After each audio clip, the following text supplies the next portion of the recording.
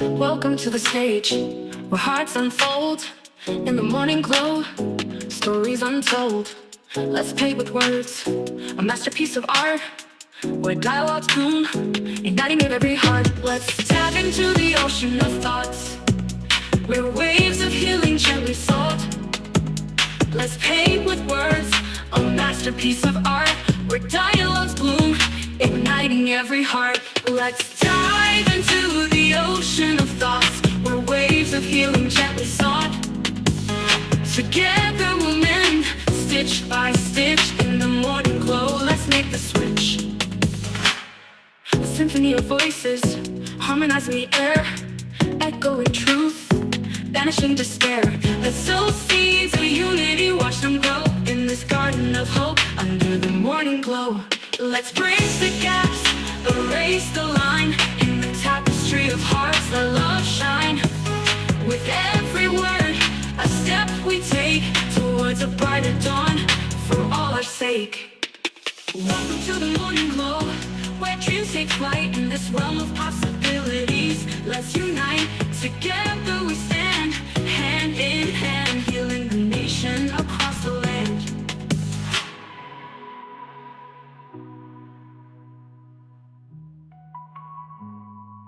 Let's dive into the ocean of thoughts, where waves of healing gently sought. Together we'll mend, stitch by stitch, in the morning glow. Let's make the switch. Let's dive into the ocean of thoughts, where waves of healing gently sought. Together we'll mend, stitch by stitch, in the morning glow. Let's make the switch. Let's symphony of voices, harmonizing the air, echoing truth, banishing despair. Well, good morning, good morning, good morning, good morning, good morning, and good morning, everybody. Good morning, everybody. Welcome to another episode of The Morning Glow. Welcome to another episode of The Morning Glow. Got a great broadcast lineup for you this morning, as I hope and I pray that we always do. I'm not important, just a question asker. My name is Raheem Aljamain out of Atlanta, Georgia. But I got my sister and my brother from another mother, but we got the same father. First is Dr. Cook. Good morning, young lady. How you doing this morning? Good morning. How are you? Hyena happy, elephant elated, and porcupine proud to be here this morning. Yes, I am. Yes, I am. And yourself? I'm doing well. I've had my long, long prayer, long talk with God this morning, and so I'm doing good, and I'm ready for the day. Good deal. I basically thank Him for everything and Yes. for the heart that He's blessed me with. So I'm ready to start my day, treat people as they should be treated, and do what God would have me to do There you go. for His glory. That is a heck of an assignment, and I know that you are ready for the task. I know that you are ready for the task, so that's good. Good to hear that. Good to hear that.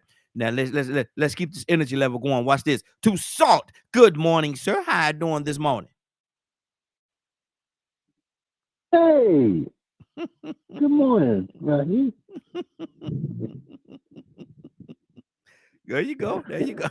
There you go. Hey, I tell you what, mhm. and I want to thank you, Dr. Cook, because that you started my day Yes. with the attitude that you have. Mm-hmm.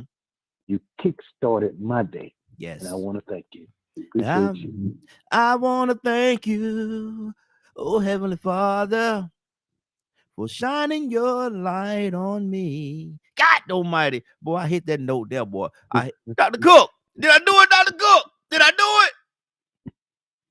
Yes, you did. There you go. And you're welcome, Brother Tupac. Yes, ma'am. Thank you so much. I appreciate it. And I mean that, really, truly. Absolutely, absolutely. Thank you so much. Now, see, I don't want to be one to come in and be a Debbie Downer. I don't want to do that. But I do have a question I want to ask you, Dr. Cook. I do have a question I want to ask you. Can I ask you the question? Yes. You're very positive, and I love your positive attitude. You're always that way. I've always known you to be that way. That's who you are. But let me ask you this question: Are you pleased? Are you pleased with the direction that the United States in the world, well, let's say the United States, is going in right now? Are you pleased with the direction that it's going in and everything that's going on?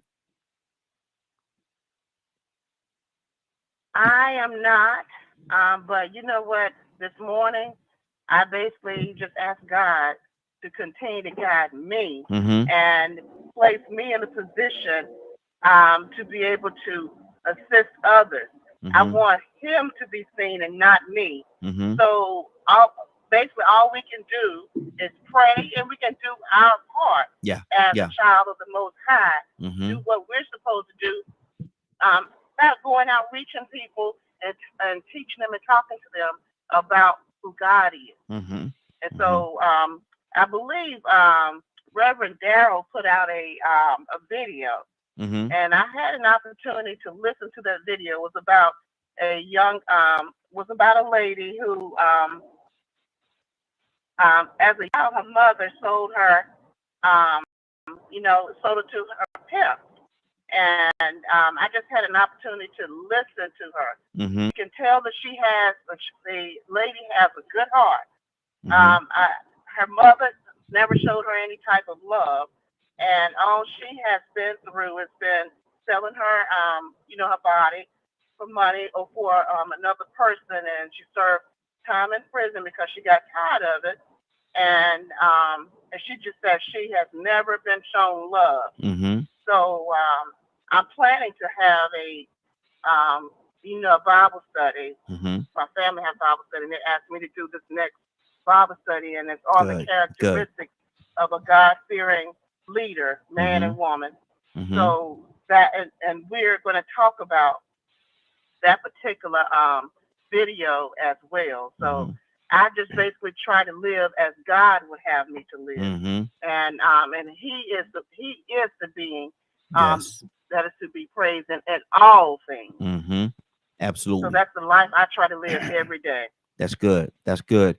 Tucson, what do you say to that, man? Are you pleased with the direction that we're going in the United States right now and everything that's going on? Are you pleased with it, man? Is your spirit settled with it? Um, well, when you put my spirit in there, Mm-hmm. you put me in a different Mindset. frame of Yeah. mind. Yeah. Yeah. Yes, Mm-hmm. because um,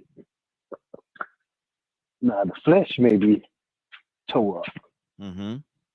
but it's well with my soul. Mm-hmm. Okay.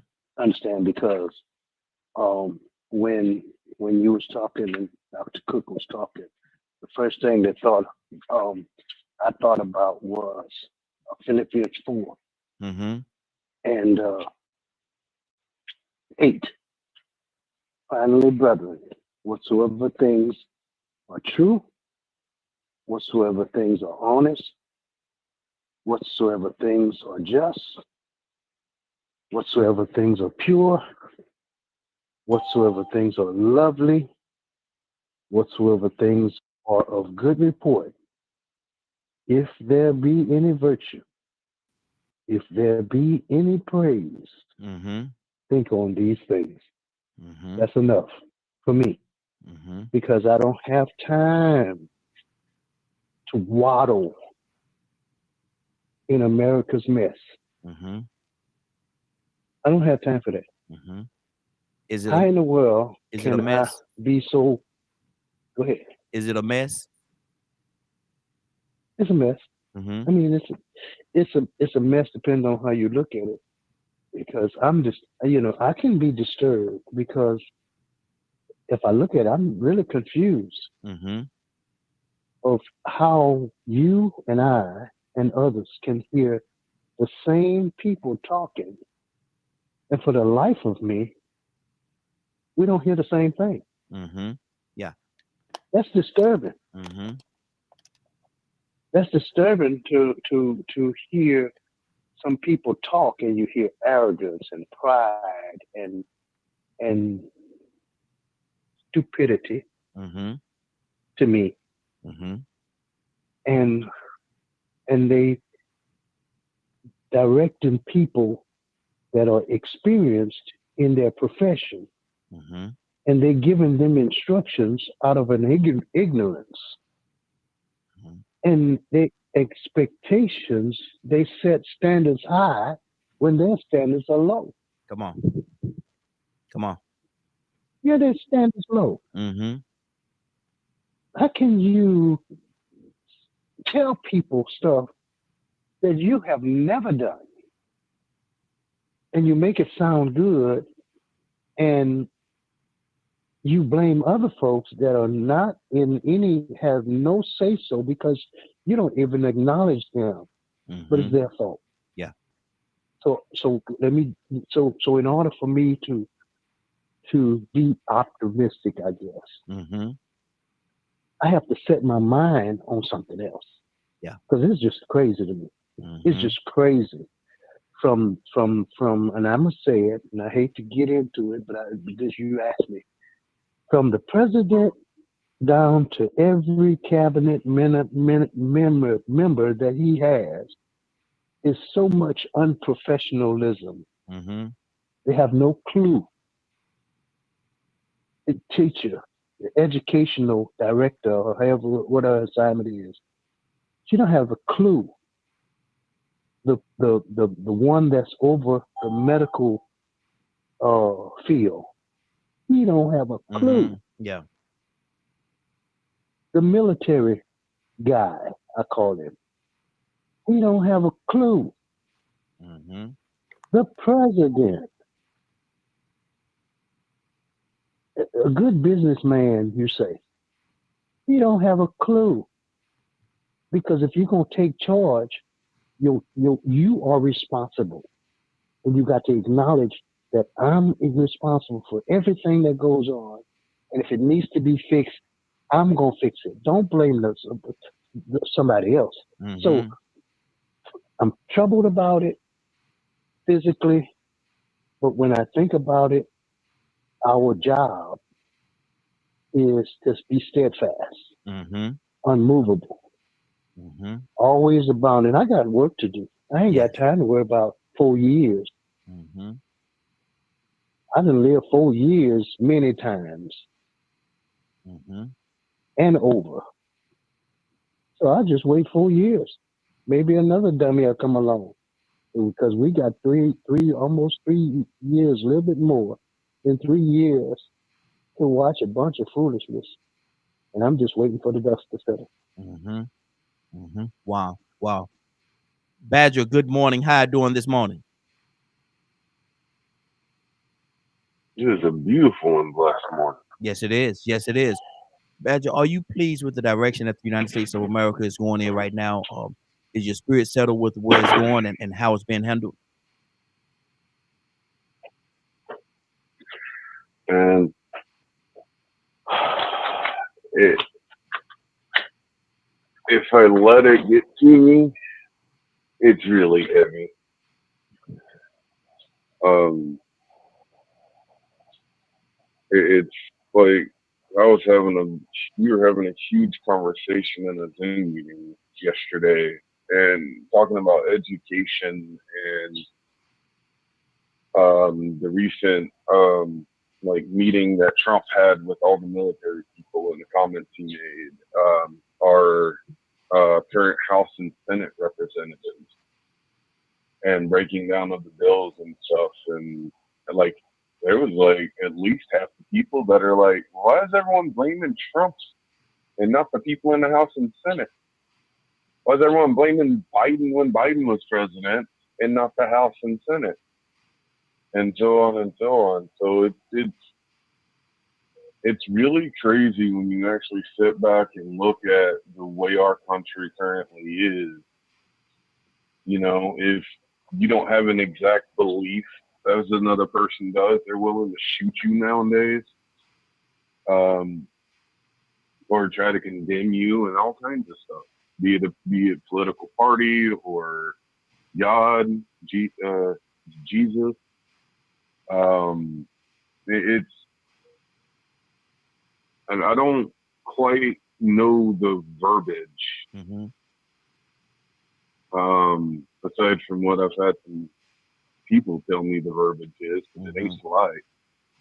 Mm-hmm. You know, I always do my best to have hope and, you know, try to find some good because I know evil is going to exist no matter what. Mm-hmm. Because it's until, well, evil's going to exist until Yahweh says it ain't anymore. Mm-hmm. Were you able to find any good? You say you like to try to find some kind of good layer. Were you able to find some in this administration, man, and how the United States is being handled right now? Help me, man. Give me what you found. Give me what you found.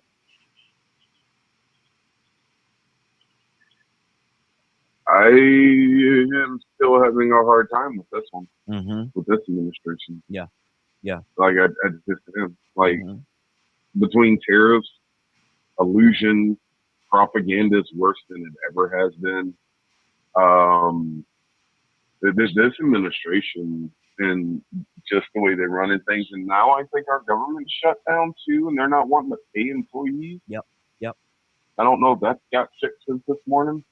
Like, I'm just sitting here trying not to laugh at most of our country because I'm like, those of us that want to help do things, y'all just tell us to shut up and not say nothing. Mm-hmm. Mm. So here you go with your Christian radicals. Have fun. Wow. Notice I said Christian radical. Yeah. Whole different, separate thing from a follower of Christ. We heard you. Yeah, absolutely. We heard you. 508-924-3521. 508-924-3521. You're listening to the Morning Glow. We're here every day, Monday through Friday, from 7 until 10 a.m. Eastern Standard Time. We would love to have you as a part of this conversation. Whether you agree with what we're saying, if you don't, let's have the dialogue. Captain Leonard, good morning. Rico, come to you next. Leonard, good morning. First, good morning. How you doing this morning? Good morning, Raheem and the Morning Glow family. I'm fine. Good deal. Are you pleased with the direction that No. the United States is going No. day and time? Are you pleased with the direction that it's No. going? Is your spirit settled with it? No. Why not? Man, look here, man. And don't be jumping in, man. Let me ask my question before you answer it, man. They wicked jerks. Mm-hmm. I don't care for none of them. Wow. And people have to understand that. I mean, no, you don't. You just be ignorant. That's okay. People are ignorant anyway when they support this type of crap. Buffoonery. Mm-hmm. Yeah, pretty much so. Mm-hmm. It's what a rational person would expect. Mm-hmm. When you allow Republicans control of the House and the Senate and the greatest domestic threat to this democracy as president. Mm-hmm. Wow. What did you expect? What did you expect? Mm. You could expect it worse. You won't be satisfied until they just straight back to, you know what's going to get them? Because sooner or later, they're going to have to take the guns. Mm-hmm. Eventually, they have to take the guns. Mm-hmm. Everybody, Republicans always complain about the Democrats taking away your rights. The Republicans have tried to take away your rights more than anybody that has been sitting in those seats. Mm-hmm. This is why this is happening. You watch little by little their platform. You refuse to believe that they were racist. You refuse to believe that they did not care about the disenfranchised, the disabled. You refuse to believe that. Mm-hmm. So you continue to be on this Republican bandwagon. Now we'll look at it. Step by step. How many times have you been told the Republicans are threatening Social Security? How many times have you been told that? Mm-hmm. For the past 15, 20 years? Yeah. Yep. Sometimes a plan takes that long. Especially this type of municipal plan. Mm-hmm. The attack is always not immediate. It's piece by piece. They have time. Mm-hmm. It's strategic. Just like you complain about your neighborhoods being vacant. Mm-hmm. and all these types of things because other people are holding the property to your demise. They'll hold that property in your neighborhood for 20, 30 years and never do anything with it, just to drop the values, run out who they don't want out, and then come back and rebuild on top of it. Yeah. Yeah. It's And strategic. now they own it all. Basically, you're saying it's strategic. Think about it. You got all this new housing going up. Mm-hmm. A lot of it ain't even for sale. It's only for rent. Yeah. It's only for lease. Mm-hmm. Why? So you never own it. Never own it. One thing they have to do is they have to stop so many Americans from owning property. This is why it's getting harder and harder, and why when you hear that federal protection bureaus, consumer protection bureaus, and things like that being shut down. Why? So American citizens have no recourse over a rogue government. Mm. Put it together. Monday comes before Tuesday. Yeah. Wednesday, Thursday, lockstep. Not surprised at all. This has been the plan. This is what we've been working on for over 20 years now. Trying to get the people educated. But Leonard. Yes. Kamala ran for president of the United States of America. Mm-hmm. I voted for her. I mean, I ain't ashamed of that. I voted for her. Mm-hmm. And she told people, they played a clip on Urban View yesterday. She telling people what he was trying to do, what his plan was. She told people right there what he was trying to do. This is what he's going to do. Yeah. And she made it very clear. But for whatever reason, people did not believe her. Racist and sexist discrimination. Yeah. They're believing it. That's now. why. They're believing her now. They believed her. They believed her. They just didn't care. Mm. They knew she was right. Yeah. Idiots are not convinced by facts and evidence. Mm-hmm. That's when more rational people should have went to the polls and voted.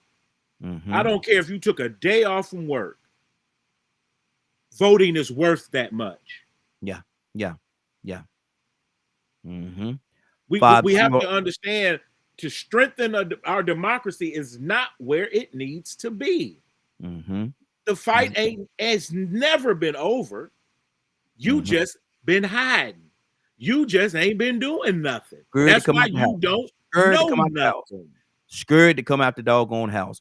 Let me put this number 508-924-3521. Stay right there, Leonard. I'm gonna come right back to you. Rico, good morning, sir. How you doing this morning? Man, you know, I'm happy to see another day of life, another year of life, all that stuff, man. How everybody doing? Hey, happy birthday to you, brother. I appreciate that, man. It's another blessing, man. Like Yes, sir. I said, you know, it's been life got its ups and downs, but I accept all of it. Yes, sir. Absolutely. Absolutely. This is a beautiful day that the Lord has made, and we will rejoice and be glad in it, man. Happy birthday. You're finally 21, man. If you want to go and get you a drink, I don't recommend it, but if you want to go get you a drink at 21, you could go get one. You finally made 21, man. Long time coming. That's what I did. Or was it 22? That's what I did. Yes, sir. Yes, sir. That's exactly what I did. First trip was to the liquor store. I can buy it legally now. Exactly. Give me this, and this, and this. Hey, I didn't even know how it tastes, boy. It was so nasty. I bought some rum and drunk it straight. I didn't know how to drink or nothing. I didn't know about missing no drinks or nothing. I just wanted to be legal and drink. Before you know, you were leaning. Oh, Lord. What is that? I wanted to see what they look like in there. I thought I was in a toy store. Exactly. Exactly. But Rico, are you pleased, man, with the direction that our United States is going in right now? Or your spirit set with it, man, or are we just totally off course?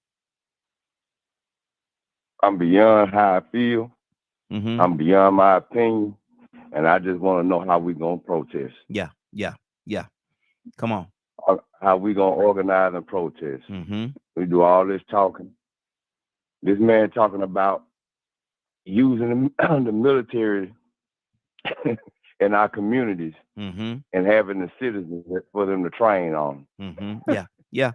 I don't know if people Crash listening. dummies. It's crash Y'all dummies. talking about Kamala. Y'all talking about Kamala. Mm-hmm. Look, she didn't have to tell me. I already knew. Yeah. And people love Trump. The only reason Trump felt comfortable running for president because he saw that people loved him being the arrogant, self-centered white man that he was. Mm-hmm. Didn't matter what he did, they loved him. Even black people put him in rap music. Yeah. Yeah. So Yeah. now we're in a situation where things are starting to look very similar to things I saw in the past. When you're talking about using the military on the citizens, I remember the National Guard just shooting some students up at Kent State. Yep. Because they was protesting war.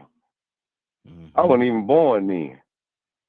But I paid attention to that type of stuff and the people that lied during that era and created those conditions where people were over in Vietnam killing children and over in the United States killing college students for protesting, them killing students, killing children and women in villages in Vietnam. And then the people that protested the protesters.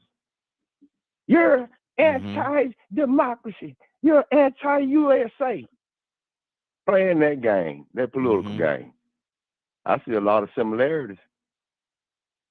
I've been seeing it a long time ago. The man said he read Mein Kampf, and he agreed with a lot of Hitler's ideas, you know what I'm saying? And people just talked about it, but what they do to protest, line dance, live their best life. Some just prayed. But sometimes you got to find some type of way to protest. So, you know, this is really showing you how society feels. The man got a lot of supporters. He got people here publish his agenda, talking just as crazy as he is. And then he got people out here on the street and the regular public just agreeing with a lot of what he's doing and ignoring a lot of what he's doing. So now it's time for you to side with somebody, because the more extreme it gets, the more extreme it is going to get.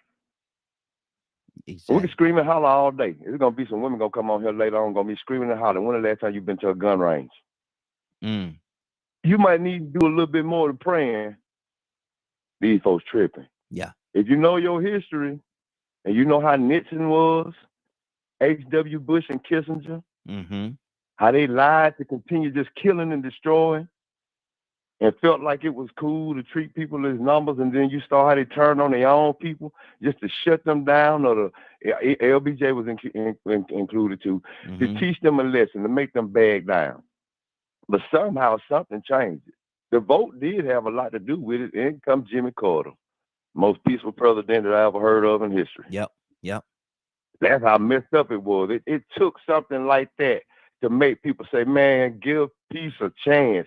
They've been killing the peaceful people. They killed JFK. They killed Martin Luther King. They killed Robert Kennedy. Now look like what we hit. Look like, well, ooh, man, stuff's gonna look similar. But to some people, it don't look similar because they leave the past in the past.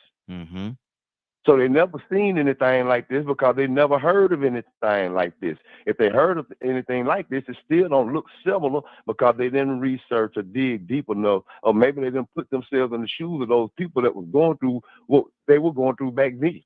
Then the people that have warned us up until now that we ain't listened to. Because we all up in their value system now. We all up in their standards now. We've been ignoring a lot of stuff. Exactly. And it's been this is what has been allowed to happen. I don't need a finger pointing talking about who voted for who right now, because man, the point remains that with the Democratic Party, something had to be going wrong for you to even lose to the man again.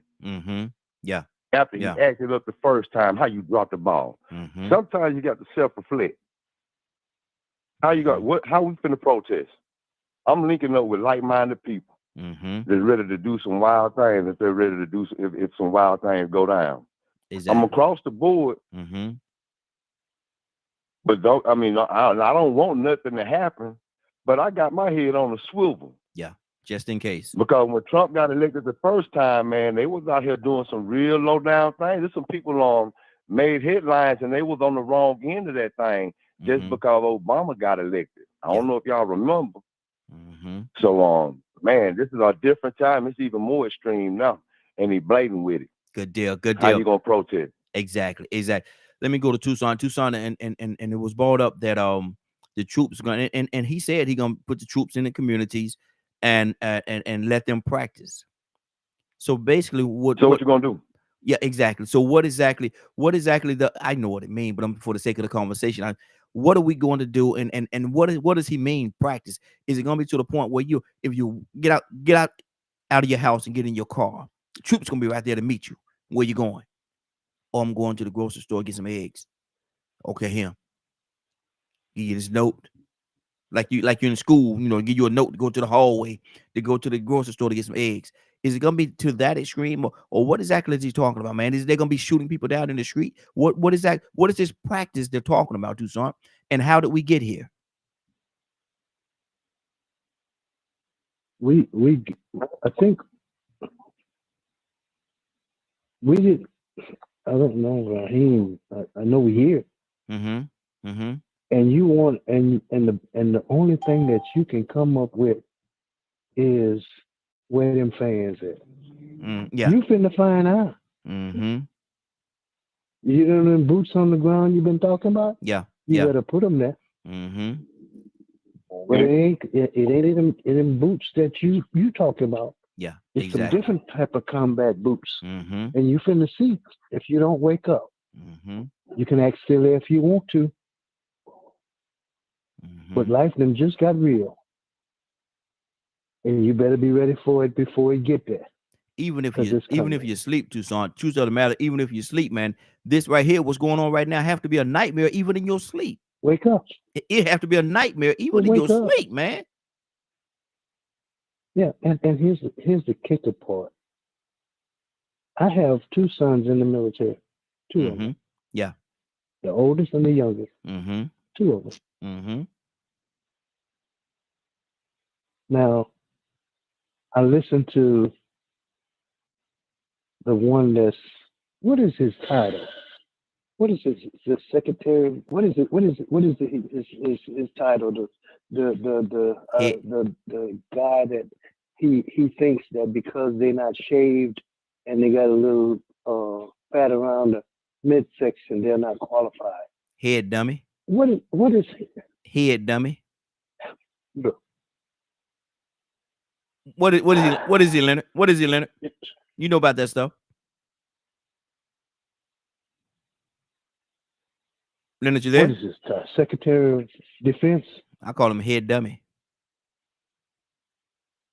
But what I'm saying is that he wants them to look You call me. and be That's ready, Hegesh. You think you mean like they look like Hegeshef. they're ready for war. You're For talking war. about Hegeshef, Raheem, right? Yeah. Yeah. What's his title? Yeah. I think he's the secretary. Okay. The secretary. Okay. Secretary. Yeah. Okay. So he wants them to be ready for war. Mm-hmm. Now, here's the kicker. You ain't gonna leave this country. Mm-hmm. For war, ready for war, I want you all to listen to what's being said. Because there's an enemy within, and it's you. Mm-hmm. It's your son, it's your daughter. When you walk out your house, if they ready for war, what you ready for? Mm-hmm. You know this silliness that we do, pull out your phone and record, that ain't Mm-hmm. gonna work. No. Who you gonna show it to? You're gonna have to do more than that. Mm-hmm. Put it on Facebook. Facebook ain't gonna be able to help you. Mm-mm. You better wake up. And you better wake up right now. Yeah. Yeah. Today. Mm-hmm. Tomorrow's gonna be too late. Exactly. Tomorrow you done lost quite a So few of them by tomorrow. oh You done lost quite a few of them by yeah. tomorrow. Yeah. So Yeah. I'm with Rico Mm-hmm. because we got people on both sides of the table of this war. Mm-hmm. How can you know what's so hurting about this thing, Raheem, Mm-hmm. is the way that it's going. It looks like I may step out my side if he was in this position and he was there. I'll look outside and I'm trying to go about my business, and my son say, "Where you think you going?" Yeah. Yeah. Get back in that house, Pop. Get back in that house. And call you Pop. Mm. Mm. Excuse me. It's not getting Did I say it's something wrong? no, not at all. And it's not getting any better. And it's not going. Truth of the matter, certain situations are not going to fix themselves, man. Certain situations are not going to fix themselves. Some things you gotta, like you say, put them boots on the ground and go out there and make that change. You got to make that change, man. Otherwise, it's going to keep going in the direction that it's going in. And right now, I don't see it going in a positive direction at all. I really don't. Christopher, good morning, sir. How you doing this morning? I am excellent, Raheem. How are you? Hey, doing well. Christopher, being here in America, you've been here what over 30 years now. This phase that we're in right now, are you pleased with the what America is, the direction that it's going in, and how does your does it how's your spirit in regards to where we are right now? Ask the last part of your question again. I didn't hear it. I missed it. How is your spirit in regards to where we are right now? This, I don't want to sound like because I try not that I try. You know, for you that are born in America and your primary identity somehow arises. I shouldn't say your primary identity should arise from this nation. I'm here. I live here. I am an American citizen. I'm also a Nigerian citizen, but I have come to learn that my citizenship does not come from here. Mm-hmm. Yeah. I don't live. I try to exercise my civic responsibility in voting and all that stuff, but I really don't live like this is where I'm from. Mm-hmm. Yeah. You know, I really live like a stranger in this country. Not like I'm a stranger because I come from a different country. It is because I live like I'm a stranger because this is not where I'm from. So it's like I try not to inject myself. I try not to inject myself into the I want to say the communication of this nation as a partaker of it. Mm-hmm. So I always see myself like an outsider looking in, because I live primarily to represent where I believe I come from. So in time, I've looked at the church and the body of Christ. It has gone through some of the most cruel. The real body of Christ. I'm not talking about religious folks. People are just religious because you think about the fact that when slavery was going on, there was a church that was here.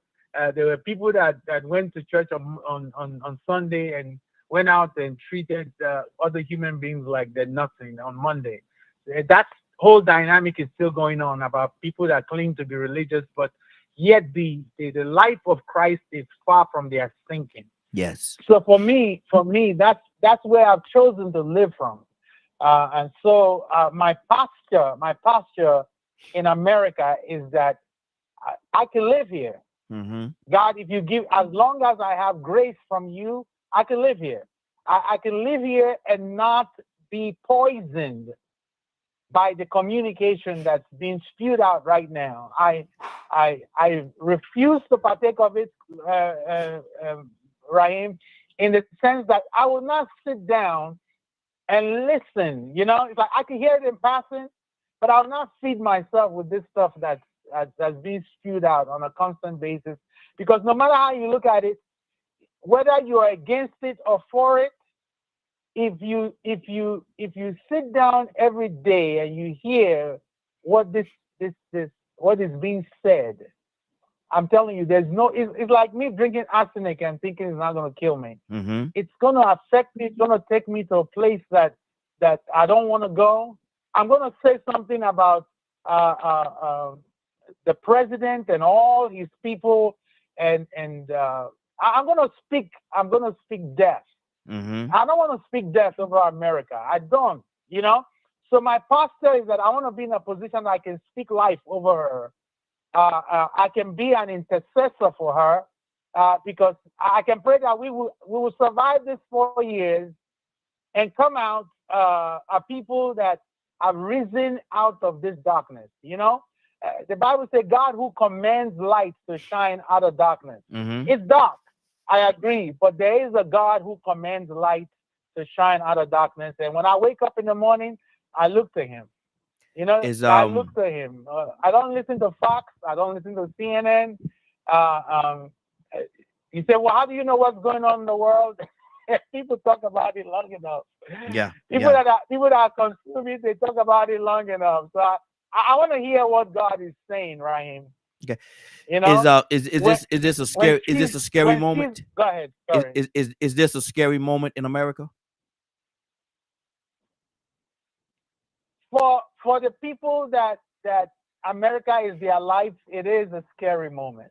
Mm-hmm. But for the people that God is their life, is not a scary moment. I think it's a great moment for the church to arise. Mm-hmm. I'm not talking about religion that demeans and put people down. The church of Jesus Christ that died for the sin of the whole world. It's a great moment for us to arise. It's a great moment for the church to come together.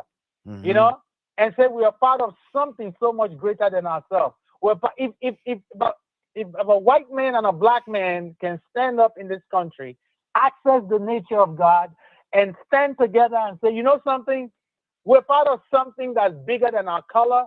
We're part of something that's bigger than our race. We're part of something that's bigger than our continent. You know, I'm here. There are people that come from where I come from that will not be able to get into this room and function in it because immediately they'll bring judgment against you. Mm-hmm. They'll feel all kind of crazy stuff that's going on. But Raheem, that's where I have chosen to live. You know, it might not be everybody else's choice, but that's where I've chosen to live. That's good. That's good. Cassandra Alexander Green. Good morning, young lady. How you doing this morning? Good morning. Cassandra, I'm asking a question. Are you pleased with the direction that our United States of America is going in right now? Are you pleased with the direction that it's going in? And how does it stand in your spirit? But I want to go a little different with you with this question. Because Christopher just said something that sparked something in me. Cassandra, is the church being active enough in this moment? And I know people are gonna say, well, we are the church. I understand that part. But I'm talking about the people, the collective of people, or that is the church. Are they being active enough in this moment? Absolutely not. Absolutely not. We have all of these different religions. I'm going to state that. All of these different religions in this country. And we can sit back. Groups of people can sit back. I don't care what denomination you're under, and see wickedness going on. And not, instead of saying, hey, all of us need to start praying and coming against what is happening in this country. Because when even when weeping women begin to cry out and wail, God moves. So obviously it's not enough of us crying out, because the movement is not happening in our favor. And wickedness, it looks, let me put it like this. I'm gonna say it like this, and this is exactly what I mean. It looks like the enemy is winning. It looks like that. It looks like that. And it's a sad state of affairs when people that are supposed to be representing Christ cannot and will not stand for what is right, what is just, what is fair. Where are we living? Where are we living? Is something wrong with it? Yeah. Now back to the first question. Are you pleased with where the United States is right now? How does it sit with your spirit? Man, my spirit has been vexed. And when I say vexed, my spirit has been vexed since 2016. Wow. With this country. I'm talking from the time God spoke to me And I've said this on here. And, you know, we have people that don't believe in the prophetic. I'm sorry, I operate in the prophetic. And I can tell you, when I was praying in 2016, bringing in the new year, just like we're talking right now, it's been an exchange. I heard the Spirit of the Lord say, I will bless my people in the midst of the chaos. And I was like, what chaos? Because there wasn't anything significant going on at that time. You know, Trump was coming in, but, you know, I didn't see anything that was happening. My spirit didn't feel vexed or, you know, troubled at all. And that, I think it was maybe February, after God spoke that to me, January 1st, February, things started happening. March, it started becoming chaotic. Yeah. And ever since then, over these years, I have heard reporter after reporter, person after person says the chaotic. I said, okay, God, now I get what you were saying. Chaos. And then just, I think it was 2 months ago, and I told several people, I always tell people when God speaks up to me, at least 3 or 4 people, he said, catastrophic. I was praying, he said, catastrophic. I said, what catastrophic? What? Yeah. And I said, God, is there something happening here? And and that's the way God speaks to me. I'm sorry. So he said, catastrophic again. And I was like, okay, God, I just know to be interceding. So we got to know in whom we believe. And I'm sorry. We are in trouble. But God said to me in 2016, he said he's going to bless his people right in the midst of the chaos. So I'm just saying, you believe what you want to believe, because everybody does not believe in the prophetic gift. So, you know, the word speaks about it, but they don't believe it. I happen to be one of those people that do. Yeah, exactly. Badger, talk to me.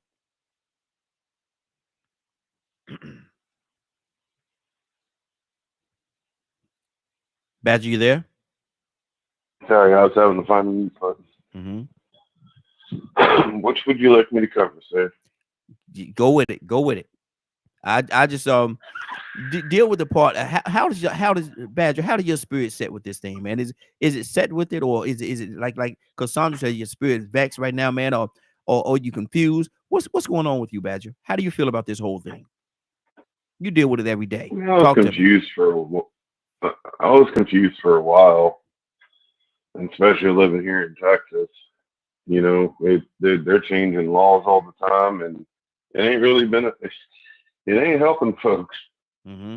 But it's quite honestly showed me a lot about the psychology that works on most Americans. And how many of them choose to enjoy being misdirected, hop right on in with the illusions, in all kinds of situations. Like schools are getting worse. So like, if you're asking me how it messes with my spirit, I have to work hard to make sure it doesn't, and just acknowledge that it's man's world. People,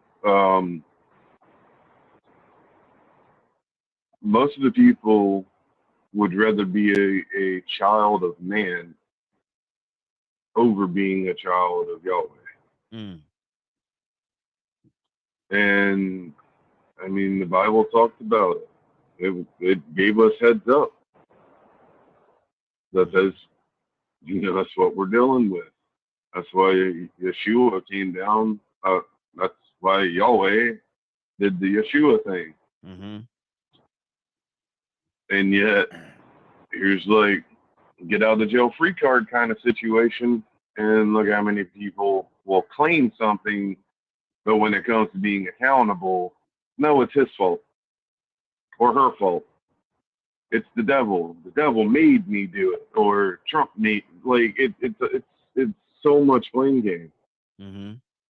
And then the So moment what you're does that like, leave all us? right, Where does so that leave now us? Where you does that leave us see in what the America? people are Badger, doing. Badger. What does that leave us in? What does that leave us in America? What state does that leave us in? Everything that you're talking about right now, where does that leave us here in America, in the United States? Where does that leave us? The best example, the use of freedom of will, Mm, free will, mm, okay. and it's. I apologize. My earpiece got a little loose, so I couldn't hear you calling me. It's okay. It's okay. But yeah, no, man, I've talked to Leonard about this so much and a few other people. I mean, I even called Christopher because I was curious about the culture difference. Mm-hmm. Because that's what I do. I love research. I mean, to be honest with what I'm doing, me being involved with nonprofit and advocacy work and all kinds of stuff, I'm starting in-person support groups and things. Mm-hmm. I'm trying to build STEM classes and stuff because the schools don't offer it. If you ain't into sports or cows, you're kind of overlooked unless you can afford sending your kids to the good stuff. Mm-hmm. Wow. Let me So get. it don't matter how smart your kids are, Mm-hmm. but it's at the end of the day, community is not community anymore. Mm-hmm. Wow. People focus on themselves and nothing else. Rico, what should be our focal point right now? I know you said our protest and how we're going to do this and what's going to be the game plan, but and I'm with you on that. But my thing is, I don't want to give them our playbook here on air. I don't want to do that. But and so I'm asking you, what should we do moving forward without giving away the playbook? Well, first off, you have to be responsible individually. Mm-hmm. Hold yourself accountable about the things that you value right now. Pay attention to some things. You don't want to get in a situation where they start allowing the draft, or if they enforce the draft again. Now, I'm with Chris. We just got what's 4 years of this. Mm-hmm. But at the same time, if you recognize history, American history, there may be an attempt to go more than 4 years. We have to be prepared for that. Yeah. Because the United States has been slapped upside the head and backstabbed. Mm-hmm. The citizens have many times lied to and deceived. And so now we see people moving in the direction of the same people that they idolize. Mm-hmm. Cash Patel sort of looked like Henry Kissinger to me. Mm-hmm. They have the same ideology. Talking about practicing on the citizens. Sometimes it's wordplay, but sometimes when people show you who they are, you better believe it. And we've been seeing who people are here recently. People get kicked off of air for having free speech. You said something about me, man, they really did that. So, there's going to be some people that's going to talk real extreme, and they're going to start talking about the military, locking people up and this and that. Okay, if you're streaming like that, what are you going to do? How are you going to protest and see? I'm going to be prepared either way it goes. I'm not surprised. My spirit is in a good place. But people will have to find their own individual way of protesting, even if it's by just not shopping in certain places, boycotting certain activities. We might have to stop participating and contributing to a lot of things so they'll realize, hey, we don't go along with this. If the military thing started going sideways with us, and then, let's not forget all the aspects of this. China talking crazy. Mm-hmm. Putting their foot down. And it's a reason why they talking like that. They said America don't want none. I wish they would. And I believe them. Mm-hmm. Something we're doing is making them talk like this. They weren't talking like this when we was having the Olympics. So it ain't just about us, man. This administration, when we talking about this administration and we talking about past history, and you start looking at world politics, and the type of things that can impact our society all the way around, you better be prepared for anything, because we got some selfish people doing what selfish people did in the past. Again, very arrogant people that will utilize the authority and the power of the government to just do what they want to do. Screw all the laws and all the traditions and all the precedences. I demand we do it this way. Okay, boss, I agree with you. Yeah. Let's put the military in the streets. You know, it's almost like sometimes you don't realize when the dictatorship is slipping in on you. Exactly. I'm not saying it's gonna be that extreme, but he has done everything he said he wasn't gonna do and that he was gonna do. He's done both of them. Yeah. And he said that he might be the last president. I ain't fear mongering, but you just have to be prepared in any type of way. And if you don't like what you hear, how are you going to protest? You're going to protest by voting? Are you going to start speaking more peace? Because we need to speak on a whole lot more peace right now. That's good. That's good. A whole lot more logic and compassion. And I'm protesting on behalf of that. But just in case somebody come around here with that stupid stuff, I'm prepared. Because it happens. I lost a friend to that when Obama got elected. So you know, no fear mongering.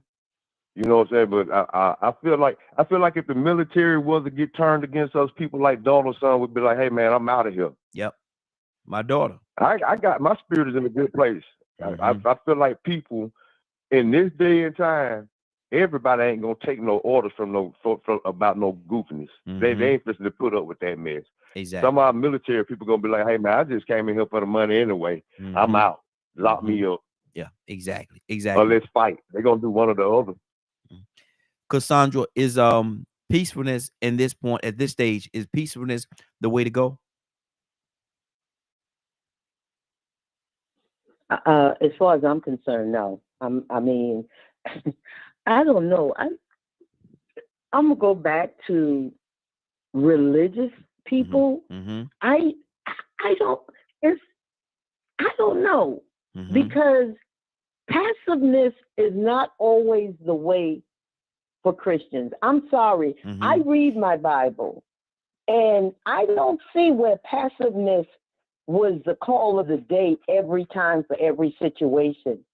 The kingdom of God suffereth violence, and the violent taketh by force. It's times that you have to stand up and fight for your rights. I believe that with all my heart. Now, every Christian don't believe that. Every Christian, some Christians believe that you just sit back, you just keep on praying, it's gonna work itself out. It's gonna work itself out. Yeah, it's gonna come together. I don't care if they're killing you in the streets and shooting up your cities. Y'all just be quiet. Don't do nothing. Act like you just. I don't believe that. Can I read something real quick? Yes. Go ahead, Raheem. Go ahead. There's a thing called authoritarianism and autocrat. But authoritarianism is where I believe this country is right now. Authoritarianism is a political system characterized by the consolidation of power in a single leader or a small elite group. Hello, billionaires, millionaires. The suppression of political plurality and dissent and the reduction of civil liberties. You can't say anything. You can't do anything unless he says so. Contemporary authoritarianism has evolved from earlier forms, often using subtle tactics within existing democratic institutions. If that ain't what we're going through right now, please tell me what is, because I'll admit I'm wrong. Exactly. But I know I'm not. But go ahead, prove to me that we are not living not under a republic or democracy. We are living under authoritarianism. Exactly. Yeah. Yeah. Absolutely. Absolutely. Tucson, talk to me, brother. Open the floor. Mhm. Please open the floor. Yeah. Let somebody tell me, explain to me that is not what we're living under right now They can't. in this country. They can't. They can't. Because that's what it is. That's what it is. And you got a person that want to be a dictator. A dictator. And that's the direction he's trying to take this country in. Where he want to be like a Hitler or something like that. That's who he want to be. That's who he want to be. Tucson, talk to me. Leonard, come to you next.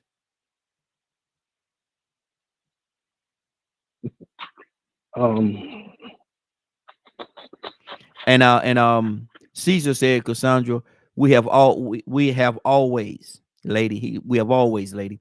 And he's saying I guess he's agreeing with you. And the phone lines are open 508-924-3521 508-924-3521. Go ahead, Tucson, take it, brother. Oh, I don't know where to take it to. I mean, really, Mhm. because it's not business as usual. I know that. Yeah. Yeah. Work and faith, they go together. There was a point in time when even Joshua, and y'all correct me, I'm like saying, correct me if I'm wrong. Joshua was like, well, let me pray. God said, get up off your knees Mm-hmm. Yeah. and do what I told you to do. Yeah. Yeah. I'm paraphrasing. Mm-hmm. If you So don't we've get been your talking if you don't this get your behind up off mighty your men knees. and women. Mm-hmm. Yeah. Yeah. So we've been talking this, and I don't understand the phrase, and I'll tell you right now. I'll tell you right now, me. Mm-hmm. I'll say it, me. It's just me. I hear the comments about all of these mighty men and women of God. Mm-hmm. I hear you talking. Yeah. I hear you. Mm-hmm. Prayer warriors. I hear you. That sounds real good. Ain't doing nothing. Now what you gonna do? Ain't doing nothing. Now what you gonna do? Hallelujah. Praise the Lord. Thank you, Jesus. You better grab hold. Yeah, shut up. I'm sorry, I'm not talking to you right here. I know. And then you got to give our young folks some common sense right now. If you're not attached to some young boy or young girl that's acting a fool, that's not conducting themselves, you better get them. Mm-hmm. You better stop them. Because those are the ones that it's possible that you're going to see them laying in the street. Mm-hmm. I'm telling you. Yeah. Because you can't, you little BB gun, you may call it a Uzi or a 357 or 9, and you got your Glock and all that kind of stuff, but you got the military, you fight. Mm-hmm. And you can shoot at them. You can shoot at them if you want to. Mm-hmm. You can go ahead, yeah, and go out there, and you can go up to them and get in their face if you want to. Mm-hmm. You're gonna see a different side, and it's not gonna have a color on it. Yeah, it's gonna be camouflaged. Mm-hmm. And they got orders. Let me tell you something. Let me say something. Something this might sound familiar to some people. Halt. Who goes there? Mm-hmm. You better answer. Next order is to shoot. Or you shoot first. I ain't gonna ask you too many more times. I ain't gonna ask you again. Mm-hmm. Now they're there supposedly to keep some peace. But now the Secretary of State says, move that aside. We're here for yeah. Mm-hmm. you warriors. And you conduct your did I just hear that? Or am I mistaken? Because I don't want to give out no false information. Mm-hmm. Is that what he said? Mm-hmm. The Secretary of State, yeah, the one that actually given the orders, move aside the generals that they thought they had some kind of command. He's setting the standards again about what they will do. Otherwise, you lose your position. And people like positions and titles. They Oh yeah. love that. Oh yeah. Oh yeah. So Big on some it. of them Big on go it. and just me, and I'm gonna shut up. I don't know why I keep on saying this, but I don't know if anybody did, or I'm just the only dummy that's checking them out and seeing what they're talking about. Hillsdale College. I keep saying that Mm-hmm. because I saw our vice president talking about it. So Mm. he's involved with them. And there's a lot of our leaders that are affiliated with them. Mm-hmm. Go check it out. Go check it out. Wow. And there's a way of operating. And some believe that if you keep a person in poverty, they're easily controlled. Mm-hmm. Yeah. So we got a person that likes control and all the people around them, because you know what? If you cut off them, you can't cut off their benefits because they're going to get paid regardless. Matter of fact, if you don't pay them, regardless, Mm-hmm. they got money. Yeah. Money is So- not their issue. And so I'm gonna read something to So you. that's not going to hurt them. Go ahead. I'm gonna read something to you. And this goes to your point. And this is something that it is said that it is quoted that it was said by Lyndon B. Johnson, but it also said that it was by his press secretary at that time, which is Bill Moyers. And it says this: if you convince the lowest white man he is better than the best colored man, he won't notice you're picking his pocket. This is what the quote, I'm reading just like the quote said. Hell, give him somebody to look down on, and he'll empty his pocket for you. I'm just trying to tell you. Now that's I'll say just trying to President tell Lyndon you. B. Johnson. Go ahead. So go if you're working. Mm-hmm. You might be working now. Go to the one that may be looking a little different from you, Mm-hmm. and he's struggling. Yeah. And go check his attitude out. Mm-hmm. Mm-hmm. You go see Wow. if he got a problem with the way things are going. Mm-hmm. Because he's not worried about him. Because he feels like he has some kind of privilege. And they're not going to do nothing to him on the street. All Yeah. they're going to do is, hey, sir, how you doing? Mm-hmm. Keep it moving. Yeah. Yeah. But you, Mm-hmm. when I say hope, I'm... When I say whoa, I mean whoa. That's Yosemite Sam, y'all. That's Yosemite Sam for Buzz Bunny. Leonard, what do you say to that, man? I'm sorry, Toussaint, did you finish your thought? Oh yeah, I'm done. Okay. Leonard, what do you feel about that, man? The quote: if you convince the lowest white man he is better than the best colored man, he won't notice you picking his pocket. Hell, give him someone to look down on, and he'll empty his pocket for you. Is that where we are? That divisiveness? Well, everything got a little truth to it. Mm-hmm. I mean, it's very practical. People are definitely using the strategy. Mm-hmm. I always think there's a little more to it. People are a lot more sophisticated, I think, than we think, and they have actual motives and things for their behavior. Mm-hmm. So if that's how them white folks are, then that must be how they are. I ain't white, so I don't really know. Mm-hmm. So I don't know the complex they have. But you've dealt. I know what they do. But you dealt with a lot of people. You and black, white, polka dot, whatever it is. You've dealt with a lot of people, and in dealing with people, can you see where that could be a part of where we are right now?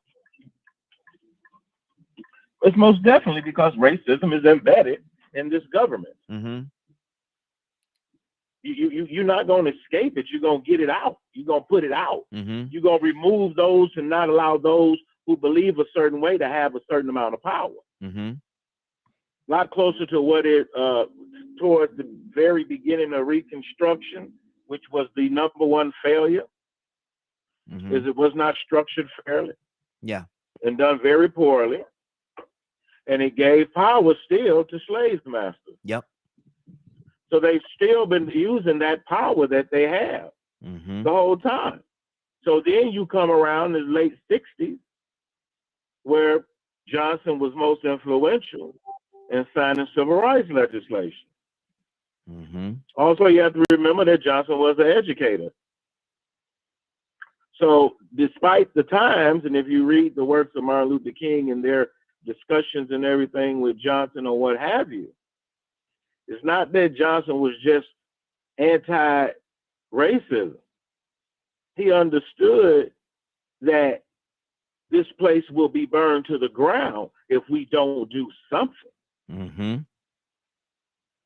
So to avert what it looks like is going on right now is the reason why they passed civil rights legislation. Yeah. But see, they still allowed the South and other places to kind of operate the way business as usual. And they took a kind of a hands-off approach. That's why Black folks especially need to understand the importance of the federal government. Yeah. Because the states have not resolved many of their issues, and they will go back to what they wanted in the first place. There should be no rights that Black, colored, whatever, non-whites have over whites. And this is, if you look at it's in all of their programs. And it's not very simple. You have to actually be able to understand and be able to read and comprehend. This don't happen all at once. Leonard, what do you think the end? What do you think the end result is for what they want to happen? What do you think the end result is? What do you think they're trying to get to? I think that is a heightened police state that, and a government that allows those people to steal legally, because that's what it's about.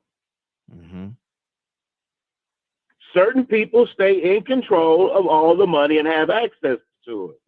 Now, what's going to be the difference is that Blacks are going to be included. People with money are going to be included until they can figure out how to take your money. Wow. They start slipping little things in. The reason why your government is shut down now, because they don't want to support health care. Yeah. Yep. That's the exact reason. Do you know how many people? Think of how this is going to cripple. Do you know how many people are going to die? Once again, because remember, those are civil service employees. Do you know how many people have the potential? I ain't gonna say will die or have the potential to die if that bill that they wanted that the Democrats would not sign, if that bill had passed. How many people will have the potential to die under that bill? To me, if one died because of it, yeah, it's a bad bill. Exactly. Wow. You ain't got to count that high. If one suffers because of it, it's bad. It's a bad bill. It's absolutely. Christopher, talk to me, sir. I'm here, Ryan. Talk to me.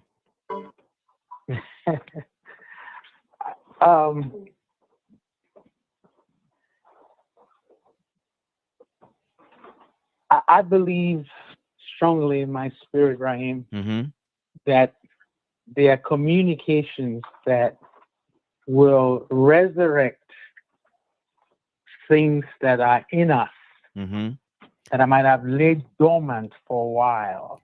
Hey, Christopher, let me jump in, Christopher. A volcano is like a volcano. Christopher, there's active volcano and Christopher. Christopher, let me step in just for a second, because I love where you're going, and you speaking my language, because I say I love having a dialogue, whether we agree or disagree. I love having a dialogue. Yeah. But Christopher, let me say that. Let me say this to you. I think that some people are so set in their mind and so gun ho with where they are, I don't think they're gonna listen, man. I don't think the communication is gonna make a difference. I think they're so gun But ho and it's, what I'm set. trying to get to you, what I'm Mhm. trying to tell you is this: there's a communication that's making a difference, whether you like it or not. Yeah. There is something that's being said that's activating in people Mm-hmm. stuff that have laid dormant. It Yeah. wasn't dead; it just Mhm. laid dormant. Mm-hmm. Yeah. And somebody comes along and activates what's in them. Mm-hmm. You see, Yeah. Americans need Yeah. to wake up to the reality that the people that did what they did in the past, Mm-hmm. even though they are dead, Yeah. their life is still in their children. Yes, Lord. It's still there.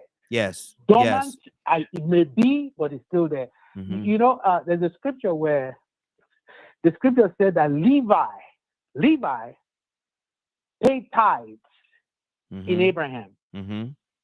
So while Abraham was giving tithes, Levi was doing it inside of Abraham, Mm-hmm. because Levi was in Abraham. Even though he wasn't yet born, Yes. he was there. Mm-hmm. When people were being hanged from a tree, Mm. those are your parents that did that. Mm-hmm. Yeah. When people were ripping people's belly and getting babies out, your grandfathers did that. Mm-hmm.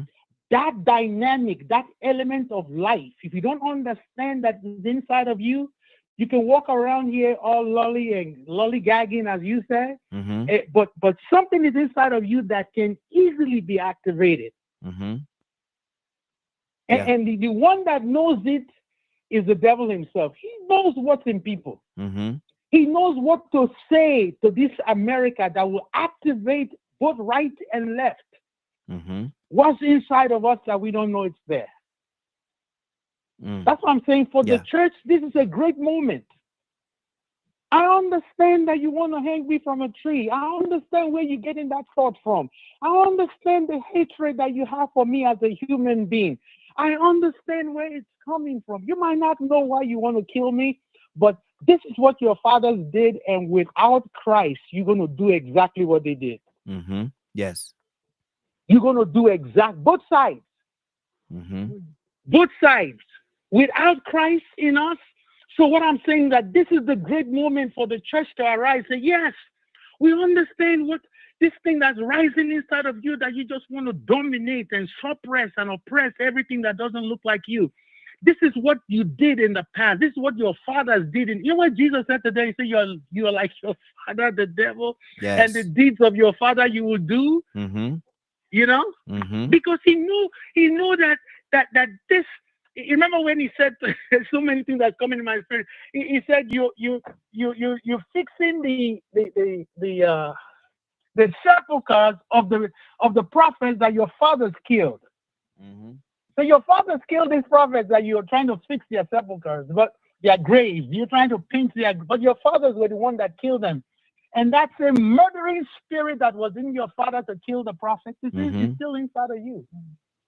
Wow. So when I see, that's why I stand here and say, I see both sides. They're trying to activate something in us that we as Christians have to know that thing that you're trying to activate in me, I took to the cross, and God ended it in its cross, and I'm not going to allow you activate hatred in me so I can stand up and say, I'm going to fight you in the flesh. No, I'm going to stand in the spirit and declare this gospel of Christ that delivered me from the oppression and the suppression that your people took us through. I am not going to go back there. Mm-hmm. Okay. That's good. That's good. You can't kill me. You can't kill me. You can't kill me. You can't put me down. Take everything. Take every clothes. Take everything that I own. You still cannot touch me, because I am the invisible man of the heart, and you cannot affect me with your hate and bitterness. That's where the church has to live. Mm-hmm. Because this pointing fingers back and forth don't help them. You know, Raheem. Yes. When Biden was in power, and you heard this right-wing Christians, they sound like we sound right now. Mm-hmm. They talked about Biden like a dog. They were angry. They were bitter. You were asking yourself, are these Christians that are talking about the leaders of the country that they say is their country. Mm-hmm. But now they seem to be on the side of power, and they feel like, oh, God is this, God is that, you know, and everybody else. Jesus came to seek and to save the Lord. Mm-hmm. He didn't come to tear down the transgender or destroy the homosexual. You know, I've been there in the part of the law when you see somebody doing wrong, all of a sudden all you want to see is they are wrong. But now I'm not there. I'm there like, God, how do I reach this? I have a young lady that's transitioning into a man. Mm-hmm. Yeah. How do I reach her, Raheem? Mm-hmm. Wow. How do I reach her? She's transitioning into a man. Where's the grace? God, my mind is not to tell her that what you're doing is wrong, because that's not going to help. Mm-hmm. Where is the grace to reach this person? Yeah, that's good. That's what's in my spirit. That's good. That's good. And I love the heart that you're coming from, man. But I got to be honest with you. I don't know, man. I don't know if that, you know, sitting. Sometimes you got to fight. Sometimes you have to fight, brother. I just, you know, sometimes you have to fight. Sometimes, you know, you have to take the fight to the other person. You have to, man. Like a bully. You know, if you don't stop a bully, he or she is not gonna. Raheem. Yes. Fight. You got to fight with wisdom. Mm-hmm. Yes. We don't fight this flesh and blood, because the moment we make this stuff flesh and blood, Raheem, there's no winning for us. Mm-hmm. We already lost. We step into their arena to fight. It's like the Christians. Well, how you want to fight Rome? They were throwing you to the lion's den. How do you want to fight Rome? Mm-hmm. They had all the power. They had everything. How we want to fight? We don't even have agreement. Where do we want to start the fight? Even just in this morning glow, if you say now, Raheem, you're the general, let's go fight. How many people think they're going to be behind you? Mm-hmm. Wow. Maybe Leonard, Leonard will be behind you. Maybe Minister Cassandra will be standing there. Mm-hmm. But you're not getting everybody following you to go fight. Yeah. Yeah. But see, Maybe Rico. I understand what you're saying. You're not getting all of us coming behind you. Okay. But see, I understand. I understand what you're saying. But some people know and recognize it and realize and recognize that, you know, sometimes you have to fight. And you say, how do we win? I guess we have to win the same way that David won, because all the odds were stacked against him. He was a little fella, man. He was a little fella. You know, had no chance. Had no chance in hello to beat Goliath. He had no chance at all. Nobody thought about him or how he could win or could he win. There's no way he's going. What is he going to do? Him? Even Goliath looked at him and said, "Man, this is all they sent. They sent you. You is who they sent to defeat me." But Raheem, he didn't fight them with their same weapon. He did not fight them with their same weapon. He came to them in the name of the God, the Most High God. He could not fight them with their same weapon. You don't take a stone to a giant unless you know that that's what God has trained you to use.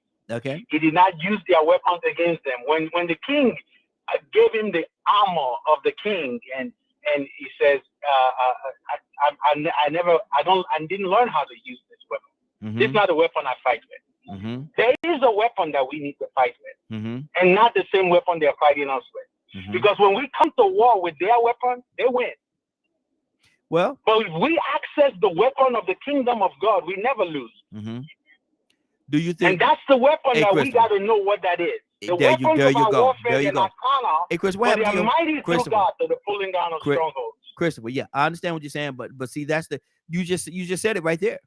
We have to figure out, and God has to tell us what is the weapon that we're going to use. What is going to be our weapon of choice? Not our choice, but the choice that He provides for us to beat this system that we're going against right now, to beat these conditions that we're going against right now. Because, like I said with David took that the giant. David was not supposed to. If you look at it on paper, there's no way David could have won. There's no way David could have won on paper. 5 stones and a slingshot. That's it. 5 stones and a slingshot. Yeah. So he did have a physical weapon with him. Yes, he said he came in the name of God, but he had and the stone sunk into Goliath's head. The sown some. And once the Goliath hit the ground, what did David do? He went over and did what? Cut, Did he cut his head cut his off? head off. Took his What weapon. did he do? Took his weapon and cut his head off. Yeah. Cut off his head, beheaded him. I'm just, Yeah. I don't know whose weapon he used, but oh, I'm sorry, it ain't my turn. Let me go. No, go I'm ahead, sorry. go ahead. You going somewhere? Go ahead.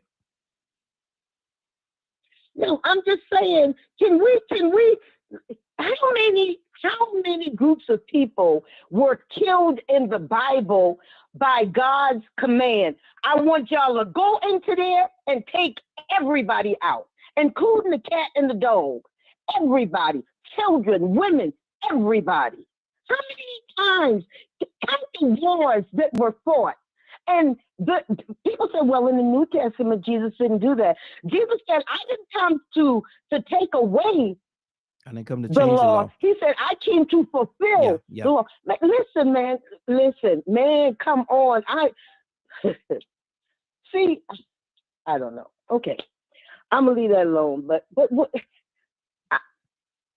It's a lot. It's a lot. I'm done.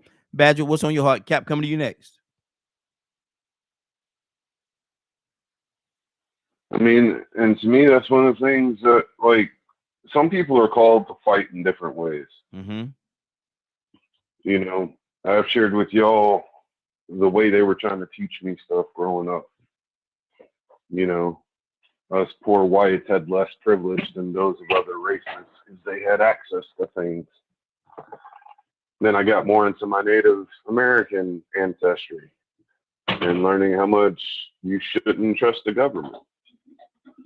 And then reading more history, doing more research, my dive into the Bible and being baptized and saved and all that. A lot of things that it's taught me, I vibe a lot with Chris.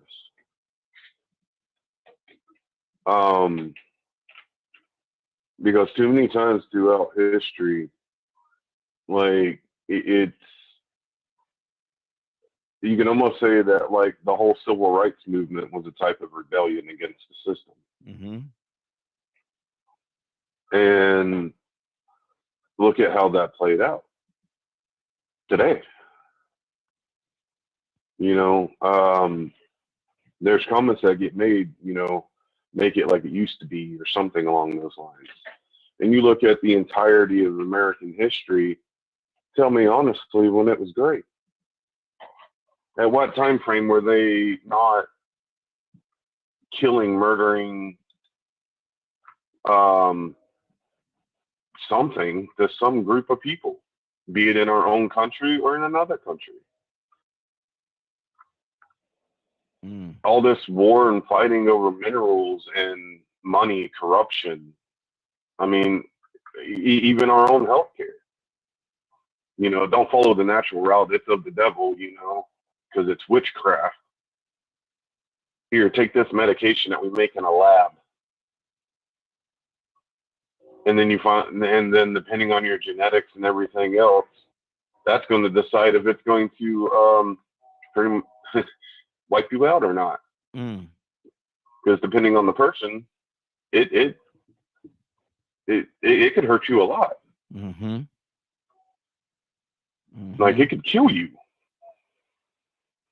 You know, one of the things I said last night, someone said marijuana was a gateway drug, and I sat and I thought about it, and I'm like, what about all the opioids that they give teenagers or younger kids? Yeah, it might be watered down some, but think about the effects that has.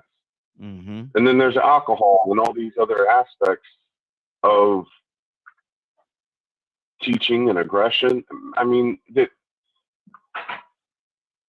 dude, there's just so much when it comes to just everyday interactions.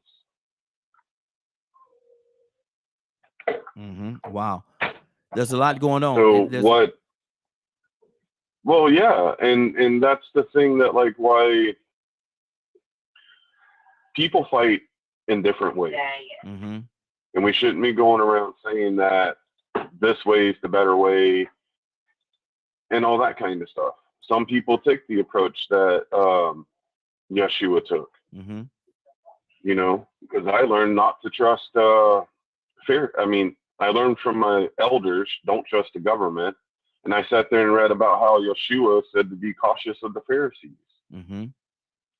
And then if you look at our government and a lot of the leaders, in quotations, I don't see much different between them, to be honest. Okay. Good deal. Good deal. 508-924-3521. 508-924-3521. Give us a call. We'd love to have your input. Captain, good morning, sir. How you doing this morning? Hey, good morning to you, Raheem, and to my beautiful Morning Glow family. I'm doing good. Thank you for asking. Yes, sir. We're talking about where we are as a government in the government of the United States of America and where we are as a country right now. And we got to the point where we're talking about, we need to fight. There should be we have to have a way of fighting back because it's not going to get any better. Do you think we should fight, or how strategic should we be in our fight, or should we even fight at all, Captain? Well, it bothers me, Brother Raheem, if I sit and listen, and I know that the majority of the audience are Christians. Mm-hmm. And I take that into deep consideration because all y'all have is reference of a book called the Bible, which takes y'all back pretty much 2,000 years. You bring up the story of David, you bring up the story of Daniel. This is history. This is story. We can say them used to be. We know used to be don't make no more honey. Ain't taking nothing away from the greatness that they did under God's rule then. But that's history. Mm-hmm. And you keep trying to use old history methods to modern day troubles. They use swords and slingshots. If they were using the weapons of the day, it would have been hard for David to slay Goliath with an AK-47. Mm-hmm. So we're talking about keep going backwards. That's why I keep saying, let's go. And you keep bringing up yesterday. That was history. I have not seen a modern day miracle that came out that Bible. In 150 years, we have not played not one of those miracles. We keep going back to them. There's some great men. Abraham, some great men. Noah was some great men. Mm-hmm. Christ is a great man. Mm-hmm. But y'all not using nothing of what they gave to fight Satan in this modern day age. So now we have got to the level of, should we fight him? Man, is that where we at? Should we fight him? Fight who? Satan. You can't even clean up your own house. Mm. You can't fight the abusive father that abuses his daughter and his wife. You can't even fight a government to take away your daggone health care product. You can't fight. You're doing everything, keep blaming white people. You keep going to white people for our demise instead of acting like they don't exist. We have turned God into black and white. Oh, y'all good at doing that. How come we can't even talk about leave that alone? Leave what white people doing alone. They ain't got nothing to do with our advance. God has chosen us. Y'all have not come to that understanding. You have been chosen by God. The Honorable Elijah Muhammad said there will not be one bomb dropped in America because of you. They holding us hostage. Mm-hmm. They know long as they got us, God won't come in and zoom them. But y'all don't believe that. Y'all don't believe that. Y'all so busy looking to them because y'all believe they got the power. And the Christ that you talk about, he's one of the past. Oh, he's done some personal things for you. Oh, you could give me a personal story. He You can't give me a collective story. No. You look backwards too much. Mm. When the Christians stop looking backwards and start going, we have walked out the Bible, if you want to know the truth about it. We have walked out the Quran, if you want to know the truth about it. All of those traditions, they're over. They're old. They're outdated. That's why you ain't getting no juice. So now you want to talk about what we need to do. Mm-hmm. What they doing? They minding their business. They got a plan. What's your plan? Are we proactive or are we reactive? Are we defensive or offensive? Spend all our time talking about Balaam. Mm-hmm. And I just came, man, back from the doggone Flint, Michigan, man. And look at the excellent thing we're doing in our communities. But don't nobody want to highlight. They want to highlight the man that ran into church. That's the talk. Man, the church need to get active shooter training. Man, we need to start training. We need to get guns. Pastor said, one of the sheriff said, we're going to train people. Because one guy ran the truck in a doggone. See, we don't do black people don't do that. We don't go in churches to kill everybody. So that ain't what we do. We don't ever have people come in our church. That's a lie. The white boy came in our church. Mm-hmm. That's a lie. They went into the target market in black community, white people, and got it. That's a lie. To me, we don't need no training.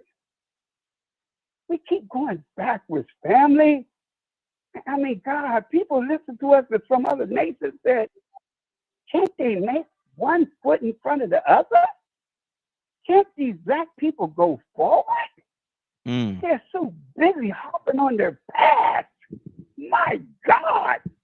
Good. What are you people, you powerful people, going to wake up and realize you don't need nobody but God? Good deal. Good deal. White people didn't even see in your conversation. Good deal. Stay right there, Cap. Don't go nowhere. I'm going to come right back to you. Tucson, talk to me, brother. What's on your heart?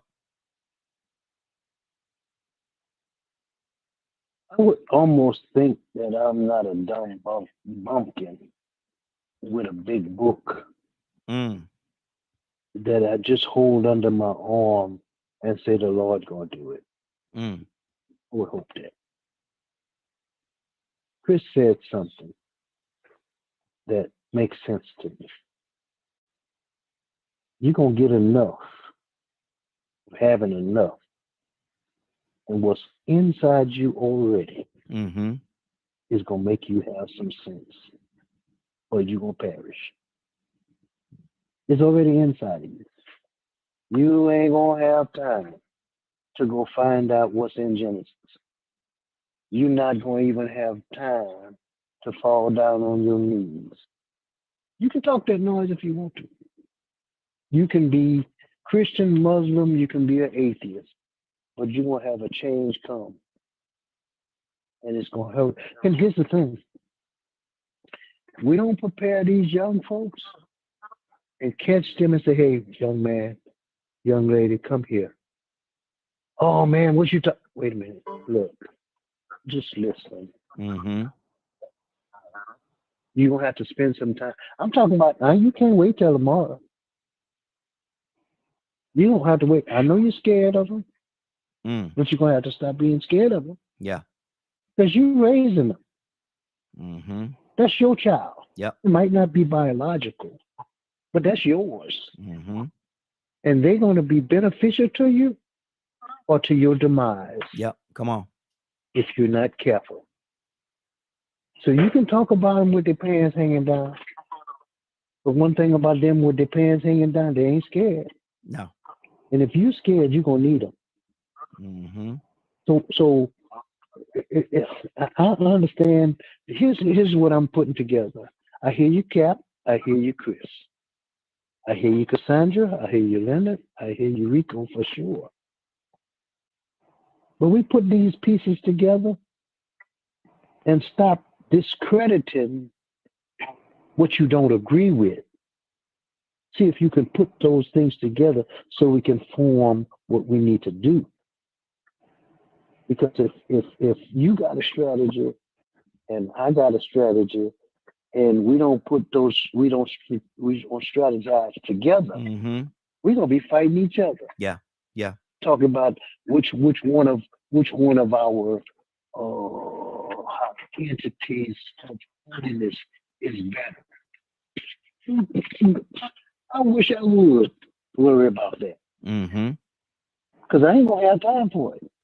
Now, here's another thing. Do you know that if you go into the streets with your AK-47, 357, or your 9mm or your Glock, and you see these military forces down the street, and you overpower them, here come the planes, Yeah. Tanks and everything, huh? here come tanks. Mm-hmm. Then what you gonna do? You thought it was a joke when y'all stole 2 of them. Mm. You better find out what happened to the ones that had them tanks that you stole. Because I bet you one thing, they not in the military no more. Mm-hmm. I bet that. Mm-hmm. They were marshaled by now. Gone. You gotta have some sense. Mm-hmm. And you gotta find out with people that got some sense. I might not have no sense. But if I don't have no sense, you better get me some. Exactly. Don't leave me ignorant Mm-hmm. if I'm ignorant. Yeah. That's good. That's good. Tell me too, son, you're gonna have to listen to somebody because you don't know everything. Mm-hmm. And we come together and stop. The one thing that I say this a lot, the one problem we have, and we're good at it, if we don't agree with somebody, we come and discredit them. Mm-hmm. And that ain't what the hell of being. Good deal. Good deal. Let's keep this thing going. Rico, got another call. We're going to go to the call in just 1 second. Hold on. We definitely coming to you. Rico, what's on your heart, brother? Thank you, Donald. Took the words right out of my mouth. All of the above. I ain't discrediting nobody. Cause I'm with Chris in a lot of ways. Mm-hmm. You ask, what is Trump trying to do? Trump is trying to do whatever he can get away with. And he's also going to make some people F around and find out. And some of that is going to be a wake-up call. Mm-hmm. Now you realize, now you see what this feels like. Remember we told you about how this happened in the 60s and what they had to do and how we dropped the ball. You remember in the past how people used to get mad about us saying that a certain time came where black people dropped the ball? Yeah. Uh-oh. We forgot who we are. Don't you know who you are? Black man. I got to make it about race because we are targeted in some of this rhetoric, some of this propaganda. And they know that this rhetoric and propaganda works. So sometimes you have to fight their propaganda. Sometimes you have to fight in a matter of self-defense. I'll fight for peace.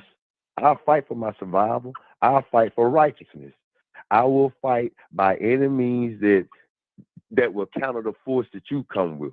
Mm-hmm. If it was legislation, I'm going to fight you. I'm going to oppose you. Yeah. It doesn't have to be violent, but it doesn't have to be with weapons. Mm-hmm. But if it has to be with weapons, I got to defend myself. And you need to be willing and ready to do that because there's some people out here ready to try you. I ain't trying to fearmonger. At every turn. But yep. everything At is on every the turn. table right yep. now. Yep. Yep. Come on. Everything is on the table right now. You got some people saying that the rapture was supposed to happen the 23rd. Now here it comes, it's supposed to be in about 4 more days. I mean, a lot of people, they believe in propaganda. They've been fed a lot of things, and this has happened historically. You read what the man said with LBJ about how they can make people believe that they're better than certain other people by propaganda. Mm-hmm. And even when you counter it with facts, when people want it to be the way they want it to be, they'll ignore them facts left and right. Mm-hmm. So you have to acknowledge and walk in that reality that, man, you got to be prepared for anything. So I'm willing to fight. I'm willing to fight for righteousness. I'm willing to fight for the children. I'm willing to fight for good, man. I mean, man, I'm 5'8", but I walk tall. Mm-hmm. Carry a big stick, Mm-hmm. And I might have to do it by myself sometimes. I don't mind. I'm him. Yeah. Mm-hmm. Exactly. But I do understand that for me to want to be able to make it in this world, that we have been, I ain't gonna say cast into, but at the same time, the world has come down on top of us. Man, I'm gonna do whatever I gotta do to survive in the most righteous way possible. But if I gotta fight evil, man, I'm gonna feel very right fighting evil in the way that evil fought me. Mm-hmm. I feel Wow. very righteous in that. So stone for stone. So I agree. I agree with everything everybody's saying. I ain't gonna discredit nobody. Yeah. You know, and just, my thing is sometimes you can protest by discontinuing with certain participation in certain things. That's gonna be a wake up call. Some of this waking up is having to do with us even realizing that we have to stop being such wasteful consumers. Certain small things that get discredited. Mm-hmm. We talk about financial literacy. Well, hey, let's be smarter black people. Let's be smarter citizens. Let's stop spending money with these corporations that support this administration and this benefit from what's going on. Mm-hmm. True. Can you cut that out? Can you fight the feeling?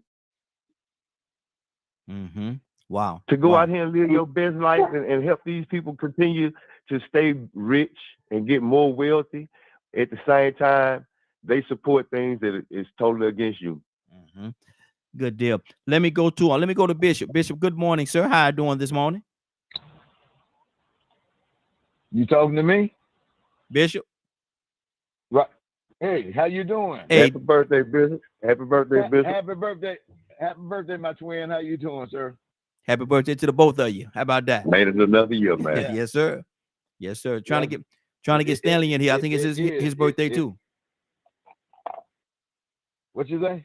Trying to get Stanley. I think it's his birthday today too. All three of y'all got a birthday today. Yeah, we waiting on Stanley to call me. Mm-hmm. Yeah, got 3 birthdays so today. cool. That's yes, a good deal.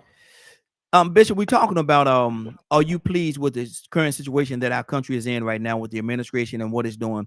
And we're talking about we need to fight. Is this a time for us to collectively come together and fight, or what should we do?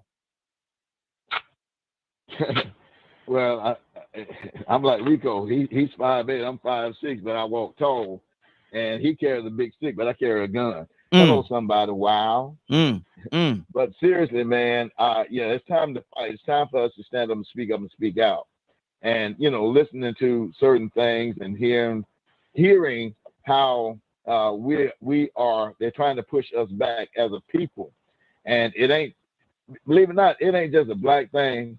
It's anybody that is poor. So whether you be black or white, Hispanic or Asian, they don't give a care about you. So what we want to do, we really want to eradicate you as people or citizens and get you out of here. So what are we going to do? We got to march. We got to stand up. We got to protest. Instead of trading with them, giving them our money, like Rico was just saying, hey, let's send a message to them. You need our dollar just like, you know, we need your goods, but we can get these goods somewhere else. Mm-hmm. So, yeah, I just can't idly sit by and say, okay, well, I'm going to go along to get along. I don't do that. I don't do that with nobody. Mm-hmm. I don't go along to get along. Just for the sake of it. Don't say nothing. Because, you know, they're going to do this to it. They're already doing it. What are you talking about? They're going to do it. They're already doing it. Mm-hmm. So at what point are you going to say enough is enough? When are you going to stop playing this game and saying, well, you know, that's just how it's supposed to be? No, that ain't how it's supposed to be. Mm-hmm. What's supposed to be is we're supposed to be treated right. Yeah. We were natural born citizens here. I was not born in Africa. Mm-hmm. And I don't like to be called an African American because I was not born in Africa. I was born right here in America. I am an American, true blood. Mm-hmm. Wow. I don't care nothing about no descendant. Well, I'm a descendant of Africans. When I'm doggone descendant of Native Americans. My great grandfather was Blackfoot Indian on my mama's side and Cherokee on my dad's side. Mm-hmm. You sure They're got Native American, so I am an American, true blue. You sure got the black foot.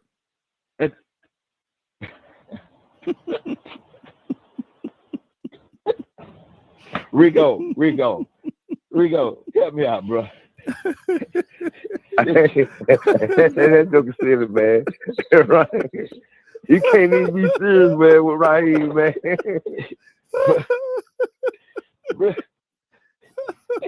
This kid right here, boy. Oh, go ahead, finish your thought, man. I'm go ahead, man. Go ahead. Man, you know, man, I don't even know how to come back after you said that. I'm sorry, boy. You got me on that one, boy. You showed me, man. But you know, really, and I tell these pastors that I work with, you know, y'all can step in your pulpit and you can talk Jesus all day, and I do the same thing, talk about Jesus. But also from the pulpit, we have to wake our people up. We can't let them just sit by and say, well, ain't nothing we can do. It is something that you can do. But you're afraid to do it. I don't mind standing up and speaking out. I do not. I'm ready for the fight. Just like I served in combat in the military, I wasn't afraid. They shooting at me, I shooting back at them. Yeah. You shot at me, I'm gonna shoot right back at you. And when it came down to it, I did what I needed to do. And I don't walk in fear. I'm not afraid of any man. I don't care how tall you are. I don't care what your political status is. I don't care how much money you have. You're a man just like I am. You put your pants on the same way I do. So when it comes down to it, you ain't gonna treat me no kind of way. You ain't gonna do to me anything that you think you can do. So I'm not gonna let you do it. For the sake of God, we supposed to suffer. We are supposed to suffer. I understand that. But at the same time, he didn't tell me to let nobody beat the heck out of me or deprive me of my rights. No, that ain't God. I don't care what you say. Well, you know, we as Christians, we ain't supposed to say nothing. Well, I don't know what God you serve, but we sure ain't serving the same one. Because Jesus turned over a table, ran folks out, called them hypocrites. So what God, what Savior did you follow? Because we ain't following the same one. Good deal. Let's keep this thing. Leonard, talk to me, brother. Cassandra, come to you next. I'm with the good bishop on that one. We do what we gonna do what we gonna do, but we not laying down. That's not gonna happen. And it shouldn't come to that. I tell people a lot when they make all these claims and all these, I'll do this and no, you ain't had to do all that. Go to them polls and get back the House and the Senate. That's what you need to do. People are walking around, I don't know what to do. I don't know what to do. How you think they got in there? You've been watching it how long? Quit acting like you don't know what you're supposed to do. If the doctor tell you you're dying of lung cancer, you might want to put the cigarettes down. See, it's not a trick question. It's not a trick question at all. Why? I don't even understand why so many of you seem so confused about it. You can't have been here 20 years and don't know what's going on. So what you have to do is you have to accept the fact that it's going to take you doing something in order to fight this enemy. And you got to fight the enemy on all fronts. Cancer, you know how cancer gets you. If cancer takes its time, you know, it might just get you cold. Sometimes it'll get you liver, sometimes it'll get this, that, the other. But when they really want you dead, they get everything. Do you understand? Now you got cancer all over your body, and it will kill you. And that's how we have to attack this enemy. Instead of arguing about what somebody ain't doing, first of all, what you doing? Remember, everybody just about can vote unless you're not an American citizen, or in some states, if you are selling, you can't vote. Quit looking for the extraordinary to happen when you need to just do the ordinary. Take your butt to the polls. Take your butt to the school board. Take your butt to your county commissioner meeting. Sitting at home talking about it, talking about praying. How is that active for you? Where can you see the fruit of your labor? Well, Leonard, you got to God understand. will empower you. God, you hold on, Leonard. Hold on, Leonard. You got to understand now. God answers prayers, Leonard. Leonard, you got to understand that God answers prayers now, Leonard. You got to understand that God does answer prayers. And I don't understand what you're trying to say when you tell me God answers prayers. Then that's what you do. But I know you can pray and fight at the same time, can't you? You can pray and vote at the same time, can't you? Well, I You guess you can might have pray a and clean point up right your there. community at the same time, can't you? Mm-hmm. So what you Who saying to said me? I was gonna stop praying? What you saying to me is that I need to pray and get my gun at the same time. Is that what you saying I'm to me? just saying, Raheem. I'm not looking for excuses. I'm looking for solutions. Okay. Okay. Because one, I don't stood on the corner by myself before. Mm-hmm. With a megaphone in my hand and a sign. Mm-hmm. So that's not unusual for me. Okay. I don't been down at the board meeting. I don't been in the governor's face. That's not unusual for me. Mm-hmm. Okay. But if it's unusual for you, you need to go get involved. But what you will not do is activate is that nobody's doing nothing. Okay, well, there are people out here doing lots of things. The reason why we're not having such an impact is because we need more people. Mm-hmm. Everybody needs to fight against it.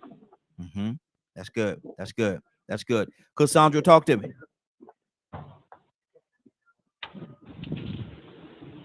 Captain, come to you next. Yeah, you know, I totally agree with Leonard. And what? And I've always, my thing has always been, yeah, I do. Especially when, you know, we can fight and still vote, because that's really what I believe in more than anything else, because of the system that we have in place. But see, this is my only concern about that, Leonard, and I totally agree with the voting part. But these people are, they're not playing fairly. They are trying to set, and you know it, we can all see it, they're trying to set where they have total power over everything, even the voting. So that, and this Congress and Senate, they're not going with what is right. They're going with what the authoritarian says. So that is my only concern about this administration. People are actually ignoring the laws that are in place when it comes to voting and everything else. So when you're operating under authoritarianism, which is one step away from having a dictator, this is where the problem is. And I'm interested in hearing what Cap says that the nation is doing. What I mean, because what is happening, it's just not going to affect Christians.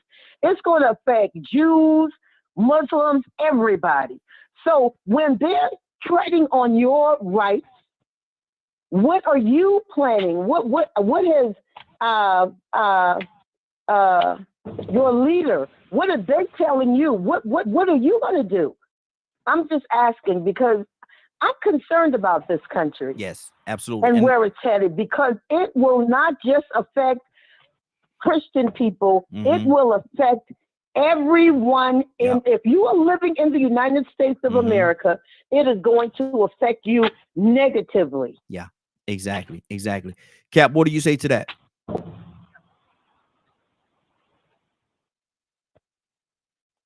Cap, you there? Yeah, I'm here. How you doing, Cassandra? Hello. How you doing, sweetheart? Just wanted to holler at you. How are you doing? I'm well, thank you. Listen, let me say this, and I guess I ain't gonna be the favorite guy on here today. I'm not trying to win no popularity contest. I have to be straight and honest with myself. And she mentioned the nation. What is the nation going to do? Well, for 93 years, we already revealed Satan's plan, Satan's plot, Satan's beginning, and Satan's creation. Now, whether we want to believe what Elijah Muhammad taught about the beginning of the Caucasian rule and how they came about and what was their purpose and how they was brought out, the genes of the black man, and they are grafted people. They have no native land nowhere. They're not a native nowhere. And if we don't believe that, then you don't understand what I believe. So I have a different set of beliefs when it comes to Caucasian people or white people. When my brother Bishop said that he ain't no black African, he's an American, then he has to argue with Malcolm X, who said you can have a kittens in the oven, that don't make them biscuits. I don't know if Brother Bishop understood that statement. You can have a cat can have kittens in the oven, that don't make them biscuits. You can say you're an American, but if you're not receiving all of the rights of citizenship, same rights that they get, you're a second-class American, and there is no such thing as a second-class American until we can receive what they get, all the benefits they get. And yeah, you can call yourself American then, but I don't see that. I do see we need to go to the earth, and we can do this. We don't need white people. We don't need no legislation. We don't need no Congress or no Bill of Rights bill. All we need is a shovel and some grass and some earth and start digging, digging and doing agriculture. Nobody can stop us to do that because we got to feed ourselves. I don't know how they can stop us from doing that. Maybe they can. I just don't know how. I don't know. My daughter, something happened. I got to share this with you. I got a text 3 days ago. I ain't seen my daughter since Lincoln died. I try not to get in her business. Mm-hmm. She sent me a text. Well, you're another grandfather. And then she shows a little picture they take at the, where they take the picture of the baby in the womb. I didn't respond. But that's my family. I got bigger fish to fry. I got to figure out how to bring my baby home, y'all. I got to figure out how to become one with my family, y'all. I ain't got time with the government shutdown. Well, they can affect me, yeah, but my family comes first. Mm-hmm. My community comes second. My country comes third. And I think I got the power to change it. I really, either Captain Dennis is crazy, but I really do think I can change my family. I can't save everybody. If God could save everybody, we wouldn't need a devil. So I can't save the country. I can't. What are we going to do? Well, black people got to boss out. And ain't nothing you can do about it. They have to boss out. Let's clean up our communities, y'all. Let's start making the things that work for us, y'all. Mm-hmm. And stop worrying about what they're going to do. They're going to do what they want to do, and ain't nothing you can do about it. Sitting on this damn thing, talk to your mouth get dry. Hey. Donald Trump going to do what Donald Trump going to do. But what has it got to do with us cleaning up our communities that we can do? We can do it, family. Mm-hmm. We Good can deal. do it. We can clean up our community. And guess what? The Honorable Elijah Muhammad said you can wrap the white man around your little finger, and you can look and you forget that he even there. He becomes so insignificant. Mm-hmm. Elijah said that. Mm-hmm. I got him around my little finger. Good deal. Good I deal. ain't paying no damn to him, man. Hey. You can give him power, but not Captain D. I'm sorry. Mm-hmm. Good deal. Bishop, did you want to respond? Oh, absolutely. I like what Cap. I like his strength. I like his verbosity, as some would say, how he just came at what he said. But let me say something. Do you know there are low-income white folks that experience the same thing that black folks experience? So are they second-rate citizens? Because see, you got to have the financial means and wealth in order to be a part of the elite. They were white slaves just like they were black slaves. My statement is, I am not an African American. I am an American. See, we're the only race that allow people to give us monikers, and they say, well, they're Negroes, and they turn around and say, they're blacks, and then they, African Americans. Dang it, I'm just an American. The color of my skin is not black, so I'm not black. I may be classified in that category as being black. But there are low-income white folks that fall into the same category as these black folks. So they're second-rate citizens, third-rate citizens. I'm a citizen, and that's what I stand on. Now I can stand around here and argue a point about how much percentage of a man I am. I'm all man. I'm 100% man. I'm 100% American. I fought for this nation. I've served on the legislative board as a county commissioner. I served as a reserve deputy sheriff. I served as a police officer. I own a business. I have my pie in the sky right now, if some would say. But at the same time, I stand up and advocate, speak up and speak out for the people. I'm like Leonard. You can get involved. You can go to the polls. You can vote. The world ain't came to no end. The rapture ain't next week, because no man knows the day and the hour when the Lord comes. So I'm so sick of these stupid folks trying to say that, and folks believe that junk. I believe when he come, he gonna come. And if I ain't ready, then dang it, I'm gonna miss the mark just like everybody else that ain't serving God. But at the end of the day, no. I followed Malcolm. I followed the Nation of Islam for years myself. So I'm very familiar with the Nation of Islam. I'm very familiar with it. Can't nobody tell me nothing about no religion that's out there that I have not studied or been a part of it at some point in my life. But at the reality, here's the deal. We ain't no half-rate citizens or people. We are people. We can make a change, but we got to get off the drugs. We got to stop killing one another. The Ku Klux Klan hung up their robes and hoods because we're doing it to our own self. We're berating one another. We're doing our best to destroy one another. We're killing ourselves from within. So they ain't doing nothing else. It's what we're doing to ourselves. And if we allow people to tell us we less than, then you are what you are, less than, because you let somebody tell you that. I ain't gonna let nobody tell me I'm less than anything, because I'm all of everything. Good deal. Good deal. Hey, Bishop. Hey, Bishop, listen. Yeah. When they hang you, what part are they hanging you? The American part or the African part? They hanging a man, just like they hang white folks. Come on. No. If you get lynched today, if you found in the woods, why would they hang you, Bishop? Would you think, my first thought is they hanging you because you was American? Or do you think my first thought is they hanging you because you're black? What would you think my first thought would be, Bishop? Well, your first thought would be they hang you because you're black. There you go, Bishop. Listen. I'm not taking away your, and thank you for your service, Bishop. Thank you. God knows, thank you. But what I'm saying to you, Bishop, you bigger than an American, to be honest with you. You're a human being. Now, you can go to certain places and say you're American and get killed. But if you go to a certain place and say you're a human being, you won't get killed. You can go to a certain place and say you're black and get killed. And you can go to certain places and say you're black and get accepted.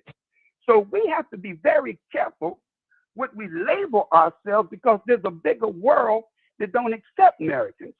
Americans are becoming enemies of third world countries. I'm just telling you that. You can go into Africa and blend in and I won't find you. All right? You're home. But if you were to open up your mouth and say you're American, you may not be at home. Because people in third world countries, and there are poor white people. They treat poor white people as worse as they treat us. They got the same fight that we got. But however, it ain't going to be your status whether you're white or whether you're black, whether you're American. It's your status as a human being. And I like that. You're a man. And as long as you're a human being, can't nobody put you in a category, because you could be in that category here, but that category could change somewhere else, Bishop. That's all I'm saying. Good deal. Got to keep it moving. I'm saying, my brother. Got to keep it moving. Let me go to Christopher. Christopher, what's on your heart, brother? Everybody mute your line so we don't have the background noise. Christopher, you there? Christopher, wake up and go to sleep. Wake up and go to sleep. Tucson, talk to me.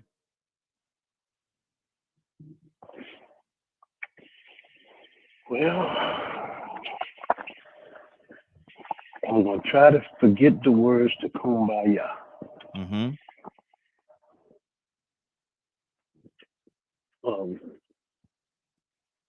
Can't we all be men? Mm. Matter of fact, you better be. And I'm not talking about thinking less of you, and you ain't gonna like what I'm finna say, because you like to wear dresses in the dark. Good Lord. That ain't my problem. Mm. Wait, let me finish on you. A little bit of the fight is accepting people for who they are. And if you can put better in their life, you just be better in their life. Mm-hmm.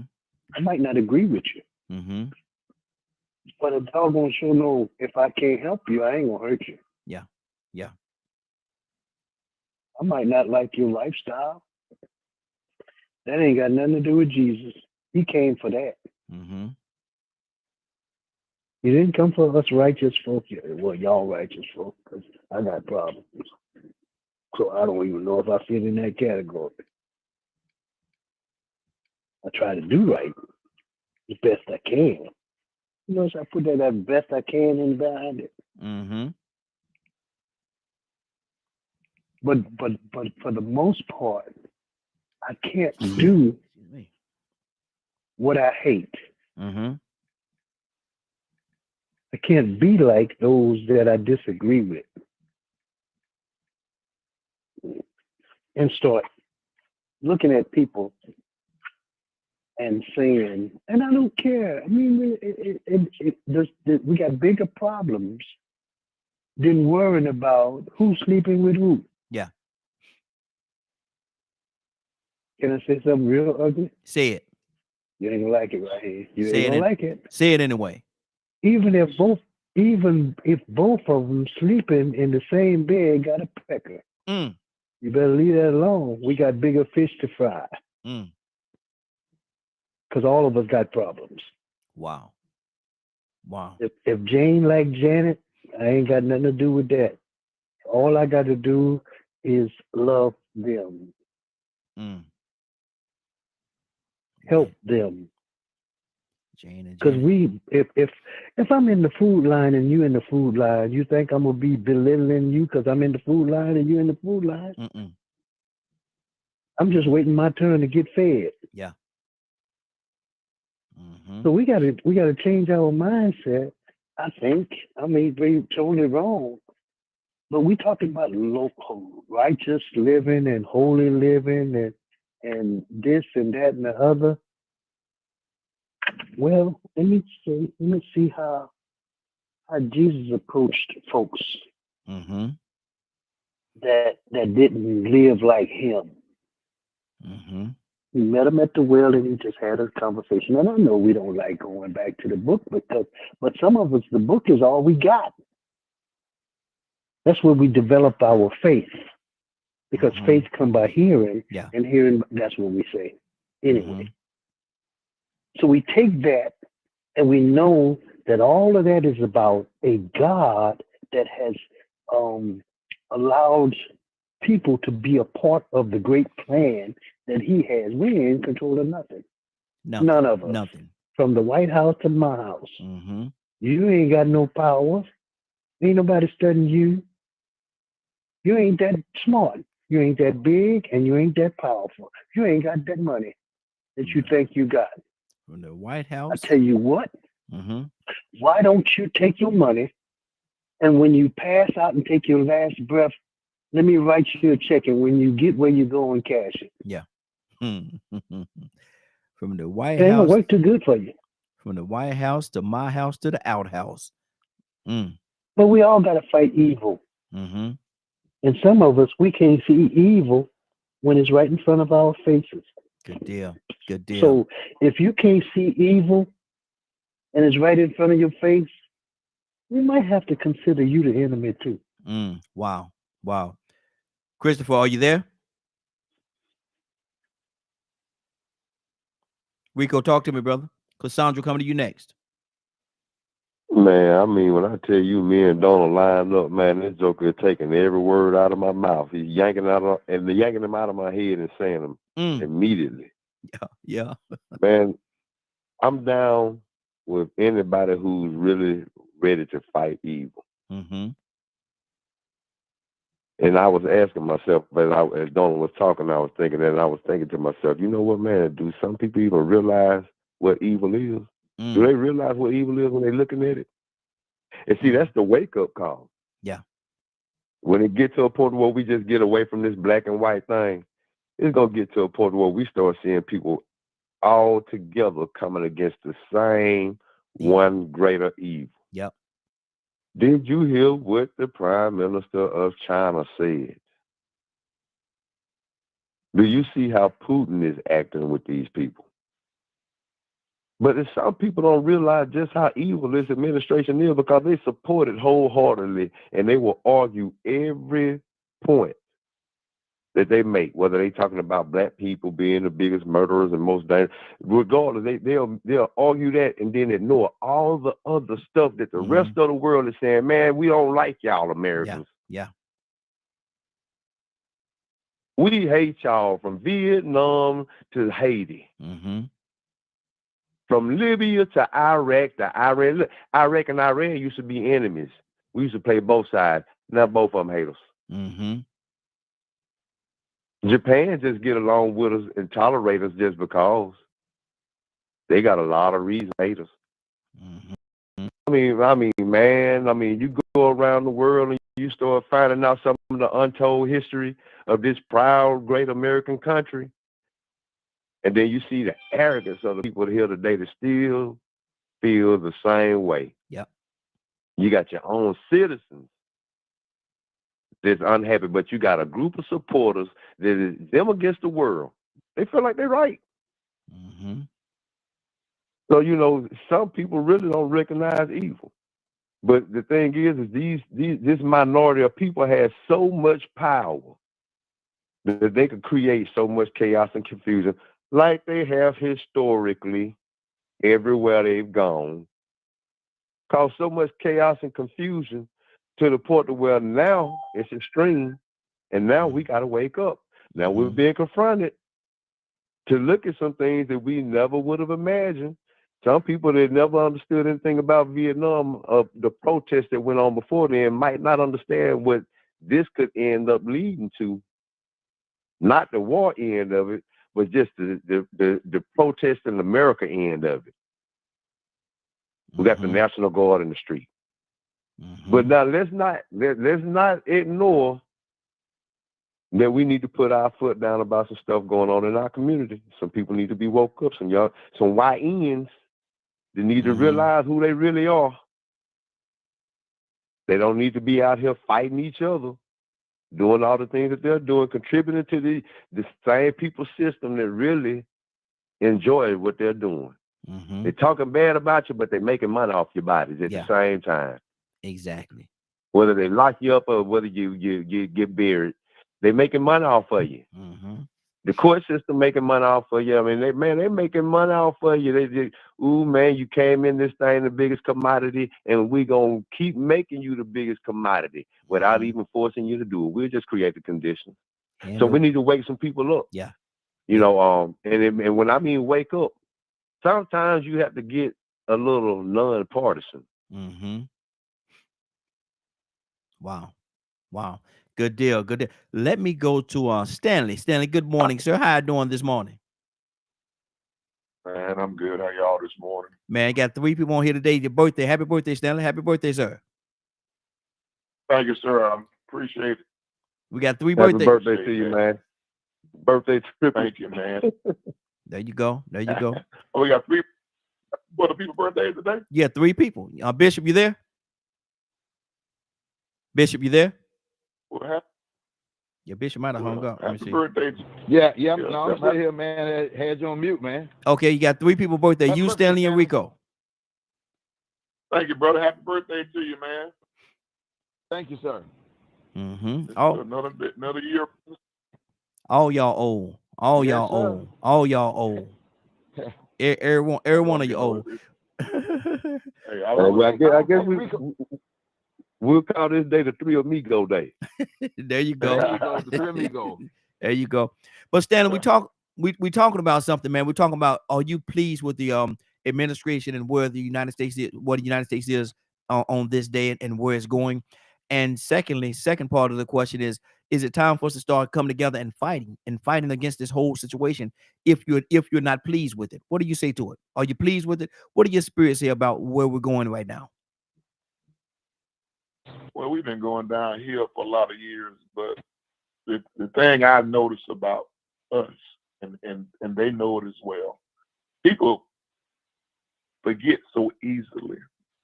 And there's so much racism going on. I got into not altercation, and not even a confrontation. It's like a back and forth conversation on Monday at a little restaurant right outside of Columbus, where we was talking about Trump and some of the stuff he's doing, and it was just crazy. And I made a statement, and I meant what I said. I said, anybody who voted for this man and anybody that had the same thoughts and value as he does is racist and dumb as hell. Mm-hmm. Wow. And it was an old white guy. Mm-hmm. There's a white guy, and that's, well, he said, well, I'm for everything you're doing. I said, well, at least you own up to that you dumb as hell and you're a racist. And we just, but it's just the truth, man. Because Mm-hmm. see, people easily forget, and they try to talk about the things that they want you to hear, but the things that you need to hear. Because there's no way they still should not be talking about January the 6th, where this Mm-hmm. man overthrew the government. Mm-hmm. Man tried to steal an election, but Yeah. people forgot about that. They voted for him anyway because the ones that supported, they wanted a racist, ignorant president in office, Mm-hmm. and the ones that didn't support it, they just did not get out and vote enough to keep him out of office. Mm-hmm. They rather not vote than to put an intelligent black woman in office. They would have a racist, because if you don't vote, it's just like you vote for him. Yeah. Yeah. So the way we're headed now, it's just making me do what I said I was going to do before. I'm just going to kind of stay back in the cut, control the things that I can control, Mm-hmm. and not let it overwhelm me to the point where I get frustrated and have to knock somebody out or have to walk around the community with my gun. I don't want to get involved like that. Yeah. I have more years behind than I have in front of me, so I'm trying to enjoy the rest of my life, Mm-hmm. and I try not to let all this stuff think about it too much, man, because it's crazy the way that we're going, but it's so many people that want us to go back to pre-civil rights days that you wouldn't believe it. They don't Mm-hmm. talk about it, but when they have these little meetings, friend of mine talking about the other day, when they have these little meetings at these restaurants and these back rooms and all that kind of stuff, they want us to go back Yeah. to the times where we didn't have rights and we had to, damn near beg for $1 to Mm-hmm. survive and take care of your family and all that. And Mm-hmm. you have some black folks that want to go back to that time Wow. because they was living good. There's some Mhm. house Negroes still around here now, Mm-hmm. Yeah. and Yeah. they're not concerned about the collective. They're concerned about, well, as long as I get mine. Mm-hmm. Wow. Sad That's a reality, lot of brother. things. Sad reality, but you're right. You're Yeah. absolutely right. Absolutely. But it's true. Cassandra, talk to me.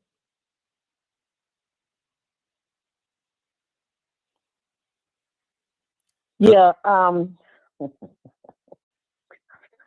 am I always the bad girl?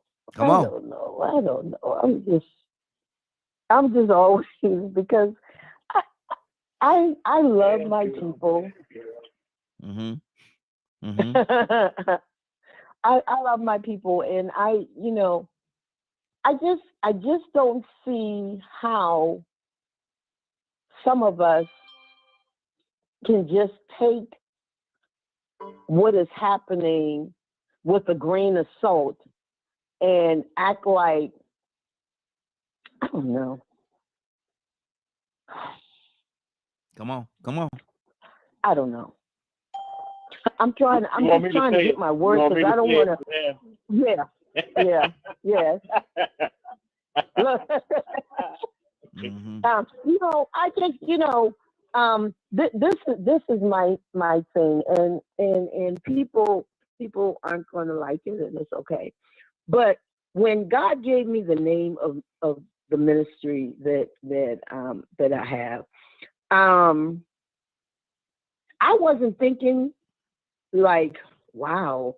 I said wow out of my mouth because I heard wow in my ear. And then I said it out loud. I said, wow. And then I heard in my ear, warriors of worship and warfare. And I've said this many times.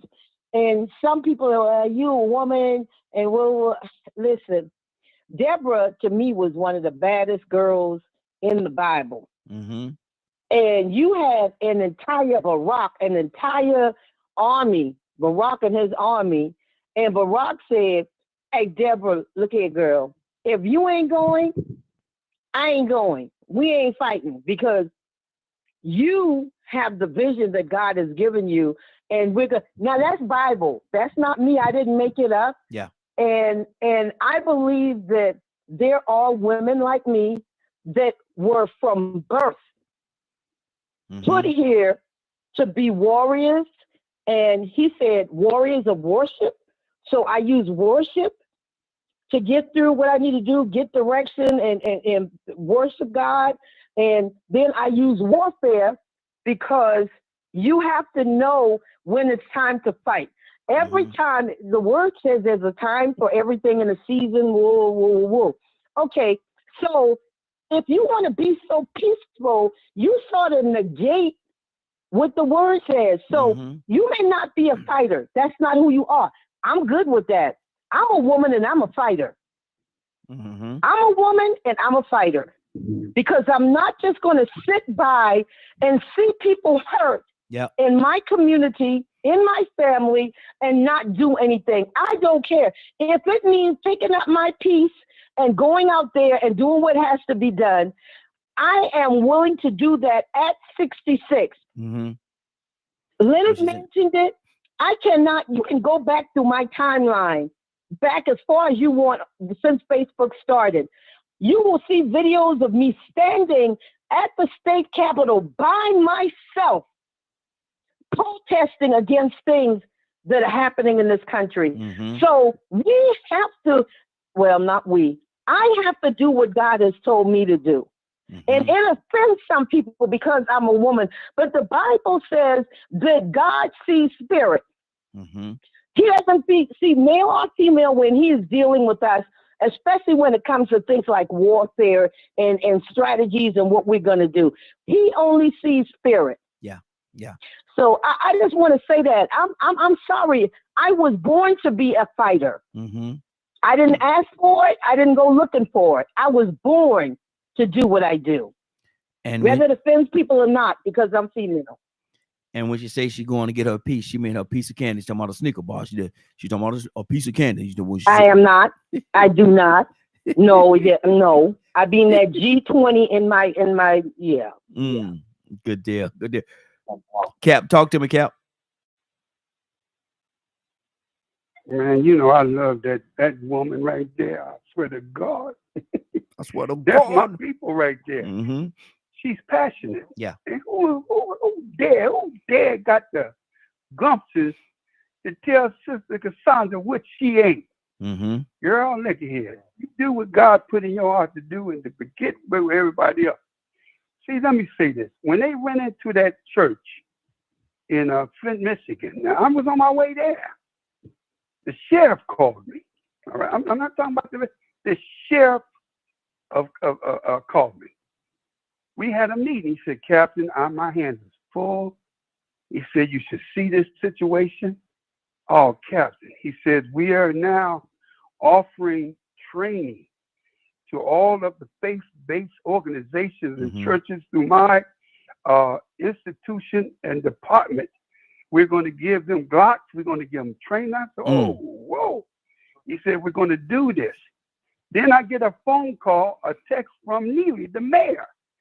Captain, we're getting ready to have a press conference on Tuesday. We'd like for all the faith-based there. We're going to be giving free training that will help our people, and it's free. And we'd like for you to be there. And everybody knows training is I forgot what it's called when they have the active shooter training. And I said, okay. So then I said a press conference.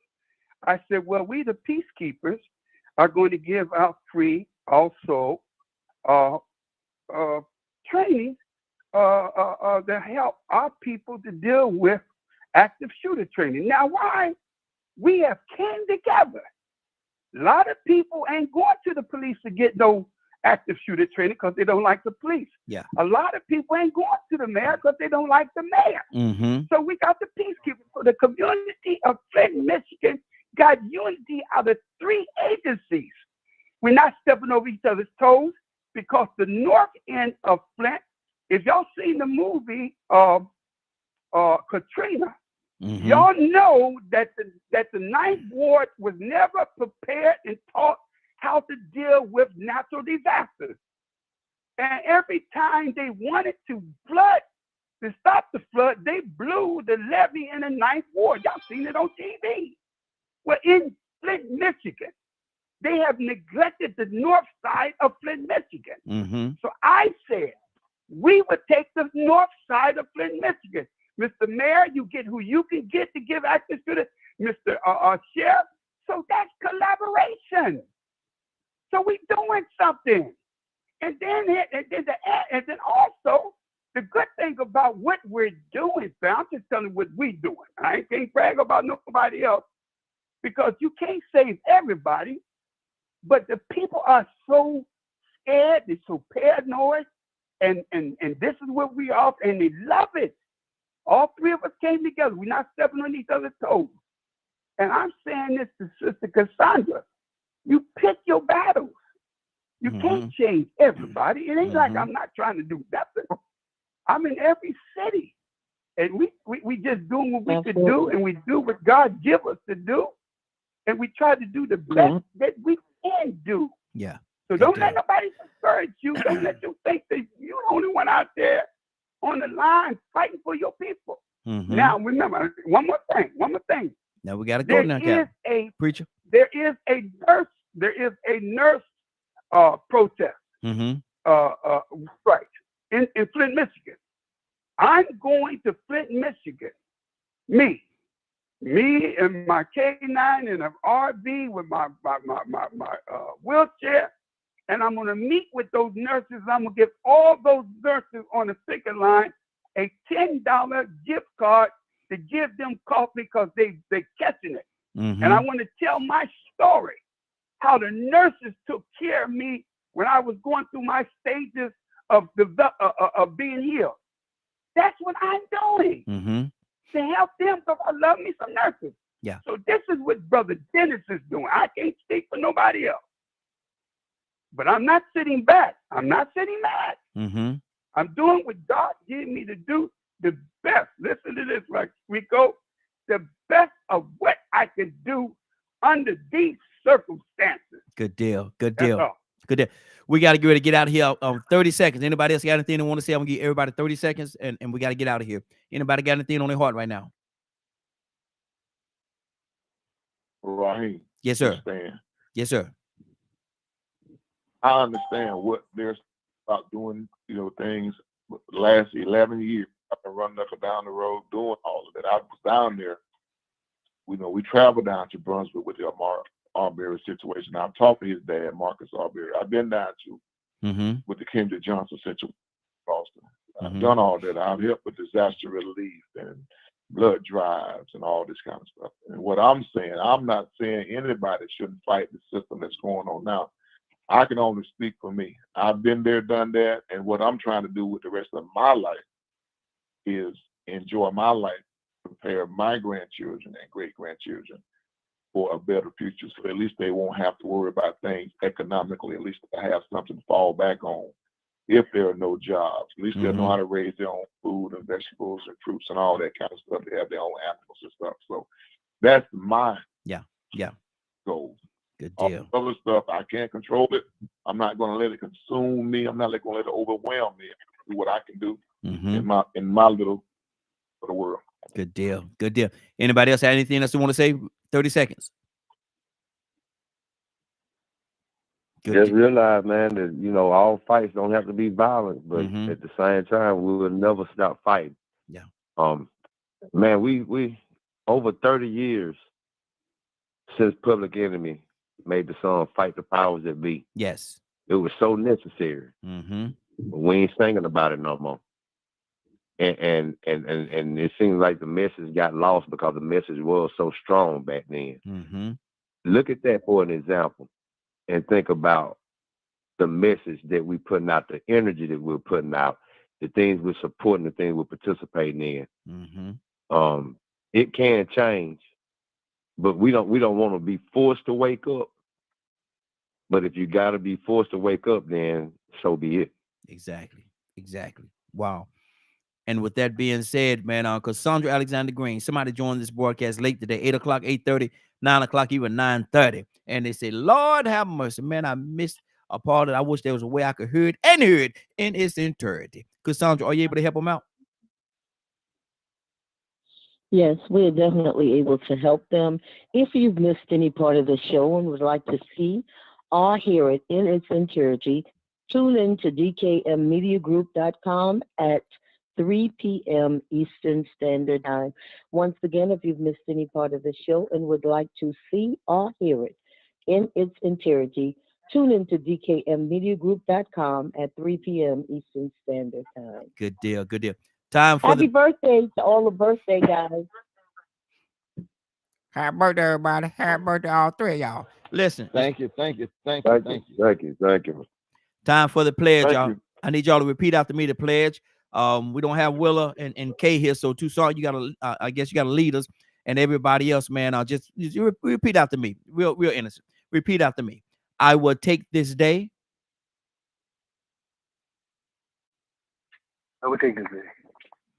And be the best that I can be. I will take this day. And be the best that I can be. To be the best. Be the best that I can be. Do the best that I can. Do the best that I can. The best that I can. And help as many people as I can to do the same thing. And help as many people I can to do the And same help as many people can to do the same thing. I promise to do it with love. I promise to do it with love. I promise to do it with love. Compassion. And the grace of God. And the grace of God. And the grace of God. Giving him all the honor. Giving him all the honor. All the praise. All the praise. And all of the glory. All of the glory. In the name of my Lord and Savior, Jesus the Christ. In the name of my Lord and Savior, Jesus the Christ. Amen, amen, and amen. And amen. Tucson, what did you hear, brother?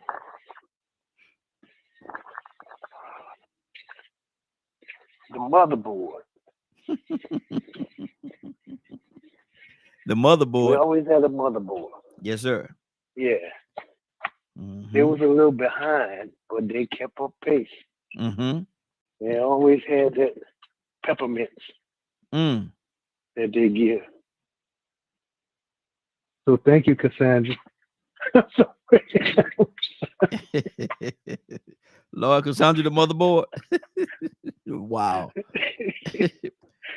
Rico, what did you hear?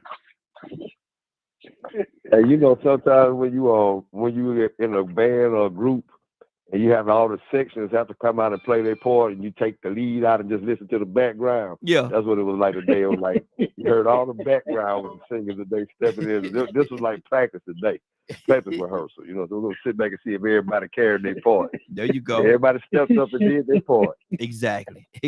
One by one. One by one. You're one by one. You're right. One by one. Exactly. Tucson, can I get you to pray us out, sir? Yeah, well, God, our Father, we come now. God, we thankful. We glorify your name. We magnify you. We lift you up because you're our hope. You're the only hope.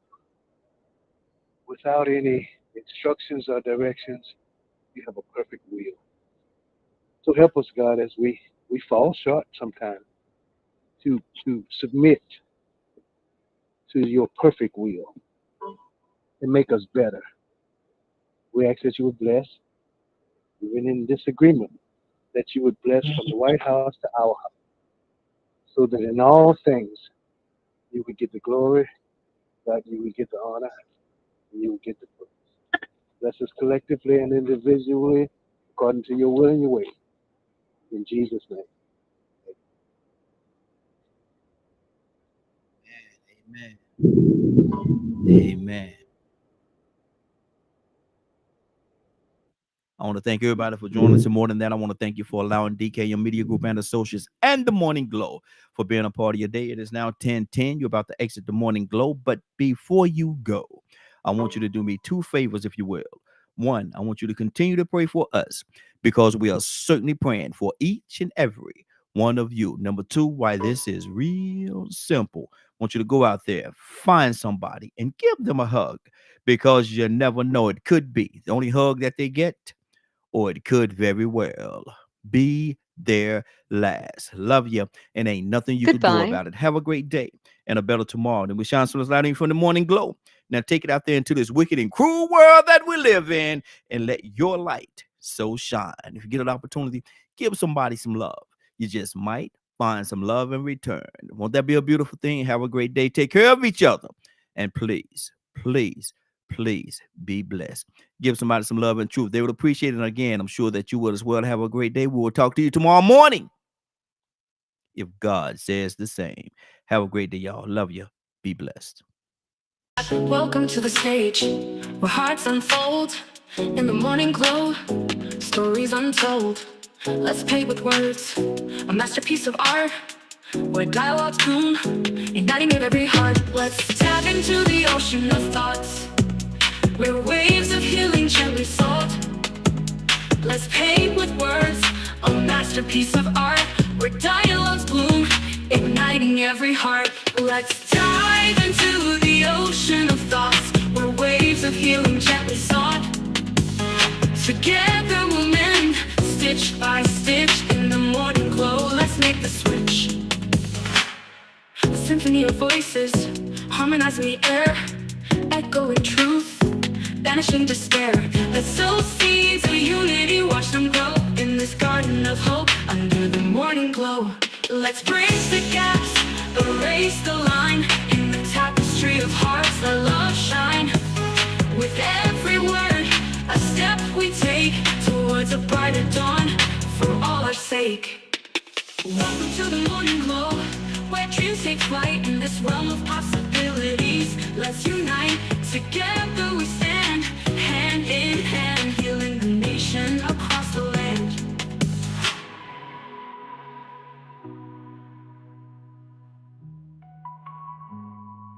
Let's dive into the ocean of thoughts, where waves of healing gently sought. Together we'll mend, stitch by stitch, in the morning glow. Let's make the switch. Let's dive into the ocean of thoughts, where waves of healing gently sought. Together we'll mend, stitch by stitch, in the morning glow. Let's make the switch. Let's symphony of voices